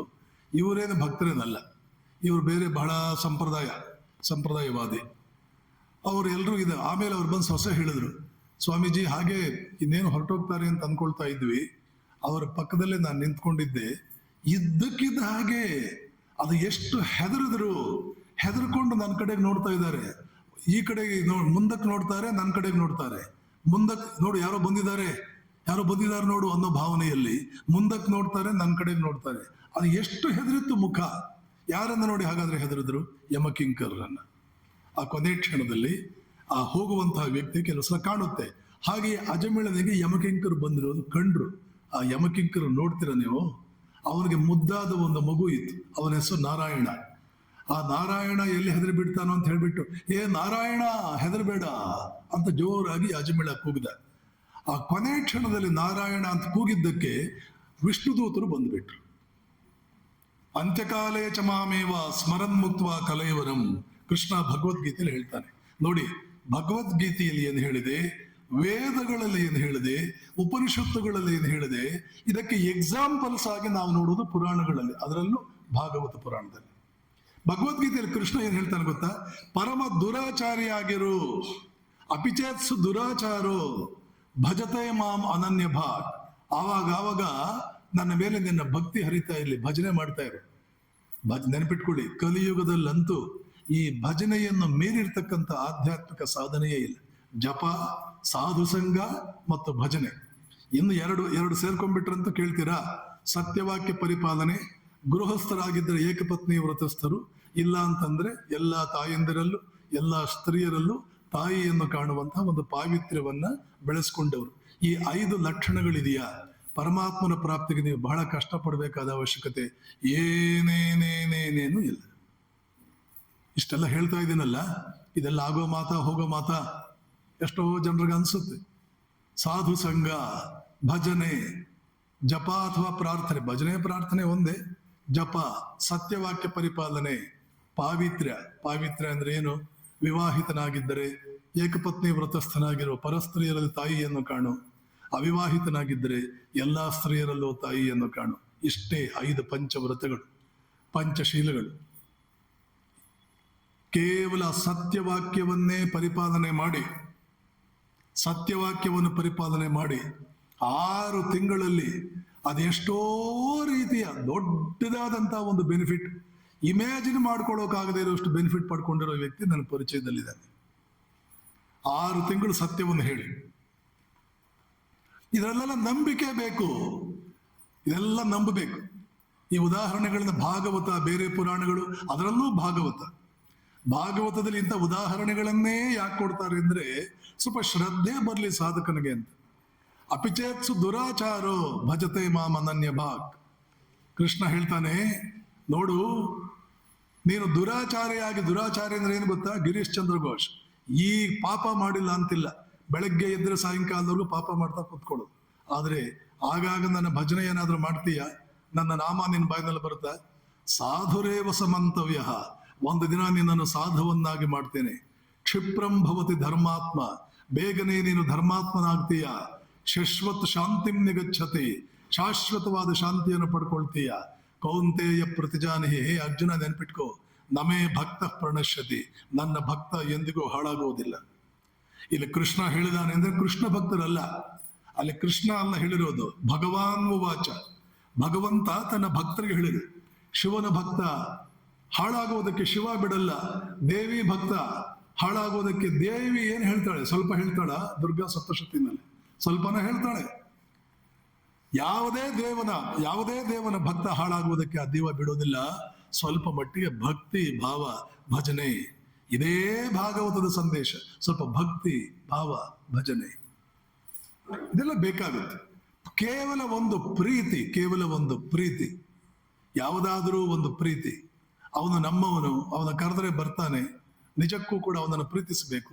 ಶ್ರೀರಾಮಕೃಷ್ಣ ಮಾತನ್ನ ಹೇಳಬೇಕು ಅಂತಂದ್ರೆ ಸ್ವಲ್ಪ ಕಣ್ಣೀರು ಬರೋ ರೀತಿಯಲ್ಲಿ ಪ್ರಾರ್ಥನೆ ಮಾಡ್ಕೊಳ್ಳಿ. ಕಲಿಯುಗದಲ್ಲಿ ಬಹಳ ಸುಲಭವಾಗಿ ಬರುವಂತಹದ್ದೇನು ಅಂದ್ರೆ ಕಣ್ಣೀರು. ಖುಷಿಯಾದರೂ ಕಣ್ಣೀರು, ದುಃಖವಾದರೂ ಕಣ್ಣೀರು ತರಿಸ್ತಾನೆ ಇರ್ತಾರೆ. ಮನೆಯಲ್ಲಿ 4 ಜನ ಇದ್ರೆ 4 ಸಲ ಅಳ್ತೀವಿ, 5 ಜನ ಇದ್ರೆ 5 ಸಲ ಅಳ್ತೀವಿ, 10 ಜನ ಇದ್ರೆ 10 ಸಲ ಅಳ್ತೀವಿ. ಪರಮ ಪೂಜ್ಯ ಪುರುಷೋತ್ತಮಾಂಜ ಹೇಳ್ತಾ ಇದ್ರು, ಒಂದು ತಲೆ ಅಂತಂದ್ರೆ ಒಂದು ತಲೆನೋವು, ಅಲ್ಲಿ ಒಂದು ತಲೆ ಇದೆ ಅಂತಂದ್ರೆ ಅಲ್ಲಿ ಒಂದು ತಲೆನೋವು ತರ್ತಾನೆ ಅಂತ ಅರ್ಥ. ಒಂದು ತಲೆ ಅಂದ್ರೆ ಒಂದು ತಲೆನೋವು, ಇಲ್ಲ ಒಂದು ತಲೆ ಅಂದ್ರೆ ಒಂದು ತರಲೆ ಅಂತ ಅದರ ಅರ್ಥ. ಕಣ್ಣೀರು ಬರ್ತಾನೆ ಇರುತ್ತೆ, ಬರ್ಲಿ, ಕಣ್ಣೀರು ಬರ್ಲಿ. ಆದ್ರೆ ಪರಮಾತ್ಮನಿಗಾಗಿಯೂ ಕೂಡ ಒಂದಷ್ಟು ಕಣ್ಣೀರು ಮುಡಿಪಾಗಿರ್ಲಿ. ಹಾಗೆ ಭಕ್ತಿ ಎನ್ನುವಂತಹದ್ದು ಇದರಲ್ಲಿ ಹಲವು ವಿಧ. ವೈಧಿ ಭಕ್ತಿ, ಗೌಣಿ ಭಕ್ತಿ, ಅನುರಾಗ ಭಕ್ತಿ. ಈ 3 ಭಕ್ತಿಗಳು ಸ್ವಲ್ಪ ಮಾಗ್ತಾ ಬಂದ್ರೆ ಭಾವ ಅನ್ನುವಂಥದ್ದು ಒಳಗಡೆ ಬಲಿತಾ ಬರುತ್ತದೆ. ಒಂದು 5 ನಿಮಿಷದಲ್ಲಿ ಇದನ್ನು ಹೇಳಿ ಮಾತು ಮುಗಿಸ್ತೇನೆ. ವೈಧಿ ಭಕ್ತಿ ಅಂದ್ರೆ ವಿಧಿವತ್ತಾಗಿ ಪರಮಾತ್ಮನನ್ನು ಪ್ರೀತಿಸುವುದು, ಪೂಜೆ ಮಾಡುವುದು. ಅಲ್ಲಿ ಒಂದು ವಿಧಿ ಇರುತ್ತೆ, ಯದ್ವತ್ತದ್ದು ಮಾಡೋಕ್ಕಾಗಲ್ಲ. ಸ್ನಾನ ಮಾಡಿರ್ಬೇಕು, ಮಡಿ ಉಟ್ಕೊಂಡಿರ್ಬೇಕು, ಮತ್ತೆ ಆ ಪೂಜೆಗೆ ಹೇಗಂದ್ರೆ ಹಾಗೆ ಕೂತ್ಕೊಳ್ಳೋದಲ್ಲ, ಸರಿಯಾಗಿ ಕೂತ್ಕೋಬೇಕು. ಮತ್ತೆ ಆ ಸಂದರ್ಭದಲ್ಲಿ ಕೆಟ್ಟ ಭಾವನೆಗಳು ಬರಬಾರದು, ಬಾಯಿನಲ್ಲಿ ಅವಾಚ್ಯ ಶಬ್ದಗಳು ಬರಬಾರದು, ಕೂಗಾಟ ರಂಪಾಟ ಇವೆಲ್ಲ ಶಾಂತ ಮನಸ್ಕನಾಗಿ ಮಾಡಬೇಕು. ಮತ್ತೆ ಇಷ್ಟು ಹೊತ್ತು ಮಾಡಬೇಕು, ಈ ಮಂತ್ರ ಹೇಳಬೇಕು. ಇದಾದ್ಮೇಲೆ ಮೊದಲು ಆವಾಹನೆ, ಪ್ರತಿಷ್ಠೆ, ಆಮೇಲೆ ಆಸನ, ಪಾದ್ಯ, ಹೀಗೆಲ್ಲ ಷೋಡಶೋಪಚಾರ, ಪಂಚೋಪಚಾರ ಇದೆಲ್ಲ ಇರುತ್ತದೆ. ಇದು ವಿಧಿವಂತ ಮಾಡುವ ಭಕ್ತಿ ವೈಧಿ ಭಕ್ತಿ. ಎರಡನೆಯದು ಗೌಣಿ ಭಕ್ತಿ, ಎಣಿಸಿಕೊಂಡು ಮಾಡುವುದು. 48 ದಿನ ಪೂಜೆ ಮಾಡಿದೆ, 108 ದಿನ ಪೂಜೆ ಮಾಡಿದೆ, ಸಹಸ್ರನಾಮ 1000 ಸಲ ನಾಮವನ್ನು ಪಠನೆ ಮಾಡಿದೆ, ಅಷ್ಟೋತ್ತರ ಮಾಡಿದೆ, ಸಹಸ್ರನಾಮವನ್ನು 108 ಸಲ ಮಾಡಿ ಲಕ್ಷಾರ್ಚನೆ ಅಂತ ಮಾಡಿದೆ. ಎಣಿಕೆ ಇಷ್ಟ ಆಯಿತು, 1 ಕೋಟಿ ಜಪ ಆಯಿತು, ಅಕ್ಷರ ಲಕ್ಷ ಆಯಿತು. ನಾಮದಲ್ಲಿ ಎಷ್ಟು ಅಕ್ಷರ ಇದೆ ಅಂತ ನೋಡ್ಕೋಬೇಕು. ಎಷ್ಟು ಅಕ್ಷರ ಇದೆ ನಾಮದಲ್ಲಿ ಇದೆಲ್ಲ ನೋಡ್ಕೋಬೇಕು. ಮೊದಲು 1 ಲಕ್ಷ ಮಾಡ್ಬೇಕು ಟೋಟಲ್, ಆಮೇಲೆ ಒಂದೊಂದು ಅಕ್ಷರಕ್ಕೂ 1 ಲಕ್ಷ ಮಾಡ್ಬೇಕು, ಅಕ್ಷರ ಲಕ್ಷ ಮಾಡ್ಬೇಕು. ಆಮೇಲೆ ಒಂದೊಂದು ಅಕ್ಷರಕ್ಕೂ ಒಂದೊಂದು ಅಕ್ಷರ ಲಕ್ಷ ಮಾಡಬೇಕು. ರಾಮಕೃಷ್ಣ ನಾಮದಲ್ಲಿ 9 ಅಕ್ಷರ ಇದೆ. ಮೊದಲು 1 ಲಕ್ಷ, ಆಮೇಲೆ 9 ಅಕ್ಷರ ಇರೋದ್ರಿಂದ 9 ಲಕ್ಷ, 9 ಅಕ್ಷರ ಇರೋದ್ರಿಂದ ಒಂದೊಂದು ಅಕ್ಷರಕ್ಕೂ 9 ಲಕ್ಷ, 81 ಲಕ್ಷ, ಆಮೇಲೆ 1 ಕೋಟಿ. ಸಾಮಾನ್ಯವಾಗಿ ಈ ಗೌಣಿ ಭಕ್ತಿಯಲ್ಲಿ ಶ್ರೀರಾಮ ಸಮರ್ಥ ರಾಮದಾಸರಿಗೆ ಒಂದು ವರ ಕೊಟ್ಟಿದ್ದಾನೆ. ಯಾರು 13 ಕೋಟಿ ಸಲ ಶ್ರೀರಾಮ್ ಜಯ ರಾಮ್ ಜಯ ಜಯ ರಾಮ್ ಅಂತ ಹೇಳ್ತಾರೋ ಅವರಿಗೆ ನಾನು ದರ್ಶನ ಕೊಡ್ತೇನೆ. ಸಮರ್ಥ ರಾಮದಾಸರು ಶ್ರೀರಾಮ್ ಜಯ ರಾಮ್ ಜಯ ಜಯ ರಾಮ್, ಶ್ರೀರಾಮ್ 13 ಅಕ್ಷರ ಇದೆ, ಶ್ರೀರಾಮ್ ಜಯ ರಾಮ್ ಜಯ ಜಯ ರಾಮ್, ಅದನ್ನ 13 ಕೋಟಿ ಸಲ ಜಪ ಮಾಡಿಬಿಟ್ರು. ರಾಮ ಪ್ರತ್ಯಕ್ಷನಾಗ್ಬಿಟ್ರು. ಏನ್ ಬೇಕಪ್ಪ ನಿನಗೆ, ವರ ಕೊಡ್ತೀನಿ, ಬೇಕಾದ ಕೇಳು ಕೊಡ್ತೀನಿ ಅಂತನ್ಬಿಟ್ಟು. ನೀನೇ ಸಿಕ್ಬಿಟ್ಟಿಯಲ್ಲ ರಾಮ, ಇನ್ನೇನ್ ಬೇಕು ನನಗೆ. ರಾಮದಾಸರು ಪಾಪ ಬಟ್ಟೆ ಉಟ್ಕೊಂಡವರಲ್ಲ, ಒಂದು ಕೋಪಿನ ಹಾಕೋಬೇಕಾಗಿದೆ, ಆದ್ರಿಂದ 1 ಕೋಪಿನ ಹಾಕೊಂಡ್ರು. ಇನ್ನೇನು ಬೇಕಾಗಿಲ್ಲ ಅವರಿಗೆ. ಏನು ಕೇಳ್ತಾರೆ, ಏನು ಬೇಡ ರಾಮ, ನೀನು ಸಿಕ್ಬಿಟ್ಟಿಯಲ್ಲ, ಇನ್ನೇನು ಕೇಳಲಿ ಹೇಳು. ಇಲ್ಲ, ಮಾತು ಕೊಟ್ಬಿಟ್ಟಿದ್ದೀನಿ, ನಾನು ಮಾತು ಕೊಟ್ರೆ ಏನು ಬೇಕು ಕೇಳು ಕೊಡ್ತೀನಿ ಅಂತ ಹೇಳ್ಬಿಟ್ಟಿದ್ದೀನಿ, ಮಾತು ಕೊಟ್ಬಿಟ್ಟಿದ್ದೀನಿ. ನಾನು ಮಾತು ಕೊಟ್ರೆ ಅದ್ರ ಹಿಂದಕ್ಕೆ ಹೋಗೋದಕ್ಕೆ ಬರಲ್ಲ, ಏನಾದ್ರೂ ನೀನು ಕೇಳಲೇಬೇಕು. ಆವಾಗ ಸಮರ್ಥ ರಾಮದಾಸ ಹೇಳ್ತಾರೆ, ಯಾರಾದರೂ ತಮ್ಮ ಜೀವಮಾನದಲ್ಲಿ 13 ಕೋಟಿ ಸಲ ನಿನ್ನ ಶ್ರೀರಾಮ್ ಜಯ ರಾಮ್ ಜಯ ಜಯ ರಾಮ್ ಜಪ ಮಾಡಿದರೆ ಅವ್ರಿಗೆಲ್ಲರಿಗೂ ದರ್ಶನ ಕೊಡು. ಆಯ್ತು ಕೊಡ್ತೇನೆ. ರಾಮ ಹೇಳ್ದ, ಆಯ್ತು ಕೊಡ್ತೇನೆ. ಇದು ಆಶ್ವಾಸನೆ ನಾವು ಎಲ್ಲರಿಗೂ ಅನ್ವಯಿಸ್ಕೊಳ್ಳಬಹುದು. ನೆನಪಿಟ್ಕೊಳ್ಳಿ, ಶ್ರೀರಾಮಕೃಷ್ಣರು ಒಬ್ಬ ಯುವತಿ, ಒಬ್ಬಳು ಗೃಹಿಣಿ, ಇವರೀರುವರನ್ನು ಬೇರೆ ಒಂದಲ್ಲ ಒಬ್ಬರಿಗೆ ಇಬ್ಬರಿಗೂ ಕೂಡ ಮಾತಾಡಿ ಅವ್ರ ಜೊತೆ ಅವ್ರಿಗೆ ಉಪದೇಶ ಕೊಟ್ಟಿರೋ ಘಟನೆ ನನಗೆ ಗೊತ್ತು. ಶಾರದಾ ಮಾತೆ ಮಾತಾಡಿ, ಯೋಚನೆ ಮಾಡಬೇಡ, ನಾನಿದ್ದೀನಿ, ಹೋಗು ನೀನು ಅಂತ ಯಾವುದೋ ದೊಡ್ಡ ಆಪತ್ತಿನಿಂದ ಒಬ್ಬ ಹುಡುಗನನ್ನು ಪಾರು ಮಾಡಿರೋದು ನನಗೆ ಗೊತ್ತು. ಈ 3 ಅಂತೂ ನನಗೆ ಗೊತ್ತು. ಇನ್ನೊಂದು ಪುಟ್ಟ ಹುಡುಗಿಗೆ ಶಾರದಾ ಮಾತೆ ಒಳ್ಳೆ ದಿವ್ಯ ವಸ್ತ್ರ ಅಲಂಕಾರ ಭೂಷಿತಳಾಗಿ ನಗನಗುತ್ತಾ ಅವಳ ತಲೆ ಮೇಲೆ ಕೈ ಇಟ್ಟು ಆಶೀರ್ವಾದ ಮಾಡಿರೋದು ನನಗೆ ಗೊತ್ತು. ಇವೆಲ್ಲ ಮಾತುಗಳೆಲ್ಲ ಶ್ರದ್ಧೆಯಿಂದ ಕೇಳಿಸ್ಕೊಳ್ಳಿ, ಸ್ವಲ್ಪ ಆಸಕ್ತಿ ವಹಿಸಿ ಮಾಡಿ. ಪರಮಾತ್ಮ ಯಾರ್ಯಾರನ್ನೋ ನೆಚ್ಚಿಕೊಂಡು ಒಂದು ಜೀವನವನ್ನೇ ಕೊಡ್ತೀವಿ ಅವರಿಗೆ. ಪರಮಾತ್ಮನ ನೆಚ್ಚಿಕೊಂಡು ಒಂದು 3-4 ವರ್ಷ ಪರಮ ಪೂಜ್ಯರಾದ ಸ್ವಾಮಿ ಬ್ರಹ್ಮಾನಂದ ಹೇಳ್ತಾ ಇದ್ರು, ಕೇವಲ 3 ವರ್ಷ ಶ್ರದ್ಧೆಯಿಂದ ನೀನು ನಾಮಸ್ಮರಣೆ ಮಾಡು, ಜಪ ಮಾಡು. ಜಪ ಜಪ ಜಪ ಭಜನಾನಂದ ಬ್ರಹ್ಮಾನಂದ ಹೇಳ್ತಾರೆ, ಜಪ ಜಪ ಜಪ ಜಪ ಜಪ ಮಾಡ್ತಾ ಹೋಗು, ನೋಡು, ಜಪ ಮಾಡ್ತಾ ಹೋಗು, ನೋಡು. ಹೆಂಡ ಕುಡಿದವನು ಉನ್ಮತ್ತನಾಗಿ ಆ ಹೆಂಡದ ಅಮಲಿನಲ್ಲಿ ಉನ್ಮತ್ತನಾಗಿ ಹೆಜ್ಜೆ ತಪ್ಪುವಂತೆ ಜಪ ಮಾಡ್ತಾ ಮಾಡ್ತಾ ಅಮಲೇರಿ ಕುಳಿತ ಜಾಗದಿಂದ ಎದ್ದು ಹೋಗಬೇಕಾದ್ರೆ ನಿನಗೆ ಹೆಜ್ಜೆ ತಪ್ಪುತ್ತದೆ. ಅಮಲೇರಿರುತ್ತದೆ. ಅಮಲೇರಿ ಜಪ ಮಾಡ್ತಾ ಇರೋ ಜಾಗದಿಂದ ಎದ್ದು ಹೋಗಿ ಕೋಣೆಯಲ್ಲಿ ಹೋಗಿ ಮಲ್ಕೊಳ್ಳೋಣ ಅಥವಾ ವಿಶ್ರಾಂತಿ ಮಾಡೋಣ ನೀನು ಹೋಗ್ಬೇಕಾದ್ರೆ ನಿನಗೆ ಹೆಜ್ಜೆ ತಪ್ಪುತ್ತದೆ, ಅಮಲೇರಿ ಬಿಡುತ್ತದೆ. ರಾಮಕೃಷ್ಣ ಸಂಸ್ಕೃತಿಯಲ್ಲಿ ಬೇಕಾದಷ್ಟು ಜನರಿಗೆ ಇದು ಅನುಭವ ಎಲ್ಲ ಆಗಿದೆ. ಬಹಳ ಹೇಳಬಾರ್ದು, ನಾವು ಹೇಳಲ್ಲ. ಹೀಗಾಗಿ ಪ್ರೀತಿಯ ಬಂಧುಗಳೇ, ಭಾಗವತ ಅನ್ನುವಂಥದ್ದು ನಮ್ಗೆ ಹೇಳೋದಿಷ್ಟೇನೆ. ಜೀವನದ ಆದರ್ಶವೇ ಭಗವಂತನನ್ನು ಪ್ರೀತಿಸುವುದು. ಬ್ರಹ್ಮಾನಂದಜಿ ಎಷ್ಟೋ ಸಲ ಹೇಳ್ತಿದ್ರು, ಯಾವುದೇ ಮನುಷ್ಯನಿಗೆ ಜೀವನದಲ್ಲಿರುವ ಗುರಿ ಭಗವಂತನನ್ನು ಪ್ರೀತಿಸುವುದು, ಅದಕ್ಕಿಂತಲೂ ದೊಡ್ಡ ಗುರಿ ಯಾವುದೂ ಇಲ್ಲ. ಹೇಗಾದರೂ ಮಾಡಿ ಅವನ ಪ್ರೀತಿಯನ್ನು ಸ್ವಲ್ಪ ಗಳಿಸಿ ಬಿಡಬೇಕು. ಆಮೇಲೆ ಜಿಪುಣನಾದವನು ಕಷ್ಟಪಟ್ಟು ಗಳಿಸಿದ ಹಣವನ್ನ ಬಹಳ ಎಚ್ಚರಿಕೆಯಿಂದ ಹೇಗೆ ಅದನ್ನು ಬೆಳೆಸ್ತಾ ಹೋಗ್ತಾನೋ, ಹಾಗೆಯೇ ಸಾಧಕನೇ ಈ ಭಕ್ತಿಯನ್ನು ಕೂಡ ಎಚ್ಚರಿಕೆಯಿಂದ ಯಾವ ಕಾರಣಕ್ಕೂ ಭಂಗ ಬರದಂತೆ ಅದನ್ನು ಬೆಳೆಸ್ತಾ ಹೋಗು. ಅದು ಒಂದು ಮಟ್ಟವನ್ನು ಮುಟ್ಲಿ, ಆಮೇಲೆ ನೋಡು ನಿನ್ನ ಜೀವನ. ಹೀಗೆ ಭಾಗವತ ಅನ್ನುವಂಥದ್ದು ಹಲವಾರು ಪ್ರಸಂಗಗಳಲ್ಲಿ ಒಂದಲ್ಲ ಒಂದು ಉದಾಹರಣೆ ಕೊಡ್ತಾ ನಮ್ಮ ಗಮನವನ್ನು ಸೆಳೆಯೋದು. ಎಲ್ಲಿಗೆ? ನಾನು ಪ್ರಾರಂಭದಲ್ಲಿ ಹೇಳಿದೆ, ಯಾವುದಾದರೂ ಒಂದು ಶಕ್ತಿ ಶರೀರವನ್ನು ಉಪಯೋಗಿಸಿಕೊಂಡು ಅದನ್ನು ಸರಿಯಾದ ರೀತಿಯಲ್ಲಿ ಆ ಬೀಜಗಳಿಗೆ ನೀರು ಗೊಬ್ಬರ ಹಾಕಿ ಬೆಳೆಸ್ಬಿಟ್ರೆ ಅದ್ಭುತವಾದ ಕರ್ಮಯೋಗಿಗಳಾಗ್ತಿವೆ. ಇದು ಒಂದು ಶಕ್ತಿಯ ಬೀಜ. ಮಕ್ಕಳಿಗೆ ಟ್ರೈನಿಂಗ್ ಕೊಡಬೇಕಾಗಿತ್ತು. ಭಾವನೆ ಒಳಗಡೆ ಶಕ್ತಿಯ ಬೀಜ ಸರಿಯಾಗಿ ಬೆಳೆಸ್ಕೊಂಡು ಬಿಟ್ರೆ ಅದು ಭಕ್ತಿ.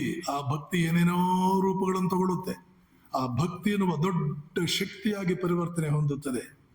ಅರ್ಧ ಜಗತ್ತನ್ನು ಚೇಂಜ್ ಮಾಡಿಬಿಡುತ್ತದೆ ಅದು. ಹಾಗೆಯೇ ಬುದ್ಧಿ, ಜ್ಞಾನ, ಅದಕ್ಕೆ ಗೊಬ್ಬರ ನೀರು ಹಾಕಿ ಸರಿಯಾಗಿ ಬೆಳೆಸ್ಕೊಂಡು ಬಿಟ್ರೆ ಇನ್ನೊಬ್ಬ ಶಂಕರಾಚಾರ್ಯರನ್ನು, ಸ್ವಾಮಿ ವಿವೇಕಾನಂದರನ್ನು, ವ್ಯಾಸ ಮಹರ್ಷಿಯನ್ನು ನಿರ್ಮಾಣ ಮಾಡಿಬಿಡುತ್ತದೆ. ಅದೊಂದು ದೊಡ್ಡ ಶಕ್ತಿ. ಇನ್ನು ಮನಸ್ಸು ಸ್ವಲ್ಪ ಒಳಕ್ಕೆ ಹೋಗೋದ್ರಲ್ಲಿ ಪರಿಣಿತವಾಯಿತು ಅಂತಂದ್ರೆ ಇವತ್ತಿನ ವಿಜ್ಞಾನಗಳೆಲ್ಲ ಕಾಲ ಕಸ. ಪತಂಜಲಿ ಯೋಗ ಸೂತ್ರದಲ್ಲಿ ನೋಡಿ, ಎಲ್ಲಾ ವಿಜ್ಞಾನಗಳ ಬಗ್ಗೆನೂ ಪ್ರಸ್ತಾಪ ಬರುತ್ತದೆ. ಆ ವಿಶ್ವ ಒಳಗಡೆ ತೆರೆದಿಟ್ಕೊಂಡಿದೆ, ಹೊರಗಡೆ ಮುಚ್ಚಿಟ್ಟುಕೊಂಡಿದೆ. ಮುಚ್ಚಿಟ್ಟುಕೊಂಡಿರುವ ವಿಶ್ವವನ್ನು ಅರಿಯುವುದು ಕಷ್ಟ, ತೆರೆದಿಟ್ಟುಕೊಂಡಿರುವ ವಿಶ್ವವನ್ನು ಅರಿಯುವುದು ಬಹಳ ಸುಲಭ. ಆದ್ದರಿಂದ ಮನಸ್ಸನ್ನು ಒಳಕ್ಕೆ ಹರಿಸು. ಇದು ಒಂದು ಶಕ್ತಿಯ ಬೀಜ. ಇದಕ್ಕೆ ನೀರು ಗೊಬ್ಬರ ಹಾಕು. ಹೀಗೆ ನೀರು ಗೊಬ್ಬರ ಹಾಕಿ ಪಾಶ್ಚಾತ್ಯ ಪ್ರಾಚೀನ ಕಾಲದಲ್ಲಿ ಭಾರತ ಇನ್ನಿಲ್ಲದ ವೈಭವವನ್ನು ಪಡೆಯಿತು. ಧರ್ಮ, ಅರ್ಥ, ಕಾಮ, ಮೋಕ್ಷ 4 ಪರಾಕಾಷ್ಠೆಯನ್ನು ಮುಟ್ಟಿತ್ತು. ಸ್ವಾಮಿ ವಿವೇಕಾನಂದ ಹೇಳ್ತಾರೆ, India had reached the zenith of civilization even while Europe was still living on the branches of trees painting itself blue. European ರಾಷ್ಟ್ರಗಳು, ಪಾಶ್ಚಿಮಾತ್ಯ ರಾಷ್ಟ್ರಗಳು ಇನ್ನೂ ಮೈಗೆ ಬಣ್ಣ ಬಳ್ಕೊಂಡು ಕಾಡು ಮನುಷ್ಯರಂತೆ ಬದುಕ್ತಾ ಇದ್ದ ಕಾಲದಲ್ಲಿ ನನ್ನ ದೇಶ ನಾಗರಿಕತೆಯ ತುದಿಯನ್ನು ಮುಟ್ಟಿತ್ತು. ಹಣ ಬಂತು, ಕೀರ್ತಿ ಬಂತು, ಸಂಪತ್ತು ಬಂತು, ಸಮೃದ್ಧಿ ಬಂತು. ಇದನ್ನೆಲ್ಲ ಬಿಟ್ಟು ಸನ್ಯಾಸಿಗಳಾಗ್ಬಿಟ್ರು ಅಂತಲ್ಲ. ಧರ್ಮ, ಅರ್ಥ, ಕಾಮ, ಮೋಕ್ಷ 4 ಕೂಡ ಪರಮಾತ್ಮನ ಪ್ರಸಾದ. ಯಾವುದನ್ನೂ ಪಕ್ಕಕ್ಕಿಡಬೇಕಾಗಿಲ್ಲ. ನ್ಯಾಯವಾದ ಮಾರ್ಗದಲ್ಲಿ ಒಂದೊಂದರಲ್ಲೂ ಪರಾಕಾಷ್ಠೆಯನ್ನು ಮುಟ್ಟಬೇಕು ಅಂತಲೇ ಭಾರತೀಯ ಧರ್ಮ ಹೇಳೋದು. ಆಮೇಲೆ ಅವೇ ನಿನ್ನನ್ನು ಪರಮಾರ್ಥದ ಕಡೆ ಕರೆದುಕೊಂಡು ಹೋಗುತ್ತದೆ ಅಂತಲೇ ಹೇಳೋದು. ಇದರ ಬೇಕಾಗಿರತಕ್ಕಂಥ ಮಾರ್ಗದರ್ಶಕ ಸೂತ್ರಗಳು, ಆ ಮಾರ್ಗದರ್ಶಕ ಸೂತ್ರಗಳನ್ನು ಅನುಸರಿಸಿ ಯಾರ್ಯಾರು ಹೇಗೆ ಧನ್ಯತೆಯ ಸ್ಥಾನವನ್ನು ಮುಟ್ಟಿದ್ರು, ಸ್ಥಿತಿಯನ್ನು ಮುಟ್ಟಿದ್ರು ಅನ್ನೋದಕ್ಕೆ ಉದಾಹರಣೆಗಳು ಇವೆಲ್ಲ ಕೂಡ ಭಾಗವತದಲ್ಲಿ ಬರುತ್ತದೆ. ನಾಳಿನ ದಿನದಲ್ಲಿ ಭಾಗವತದ ಇನ್ನೊಂದು ಮುಖ, ಕೆಲವು ಉಪದೇಶಗಳು. ವಿಶೇಷವಾಗಿ ಭಗವಾನ್ ಕಪಿಲ ಮಹರ್ಷಿ ತನ್ನ ತಾಯಿಯಾದವಳಿಗೆ ಕರ್ದಮ ಮತ್ತು ದೇವಹೂತಿ, ತನ್ನ ತಾಯಿ ದೇವಹೂತಿಗೆ ಕೊಟ್ಟಂಥ ಉಪದೇಶ ಮತ್ತು ಇತ್ಯಾದಿ ಕೆಲವು ಉಪದೇಶಗಳನ್ನು ತೆಗೆದುಕೊಂಡು ದಿವ್ಯತ್ರಯರ ಉಪದೇಶದೊಂದಿಗೆ ಅದನ್ನು ಹೋಲಿಸಿ ನಾಳೆ ಸಂಜೆ ಉಪನ್ಯಾಸವನ್ನು ಮಾಡುವುದಿದೆ. ಬಹಳ ಶ್ರದ್ಧೆಯಿಂದ ಕೇಳಿದ್ರಿ. ನಿಮಗೆಲ್ಲ ಧನ್ಯವಾದ.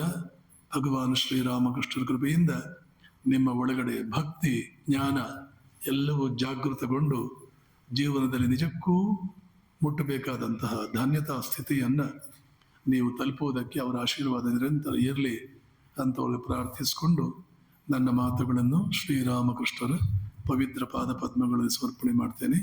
ಹರಿ ಓಂ ತತ್ಸತ್. ಶ್ರೀರಾಮಕೃಷ್ಣಾರ್ಪಣಮಸ್ತು.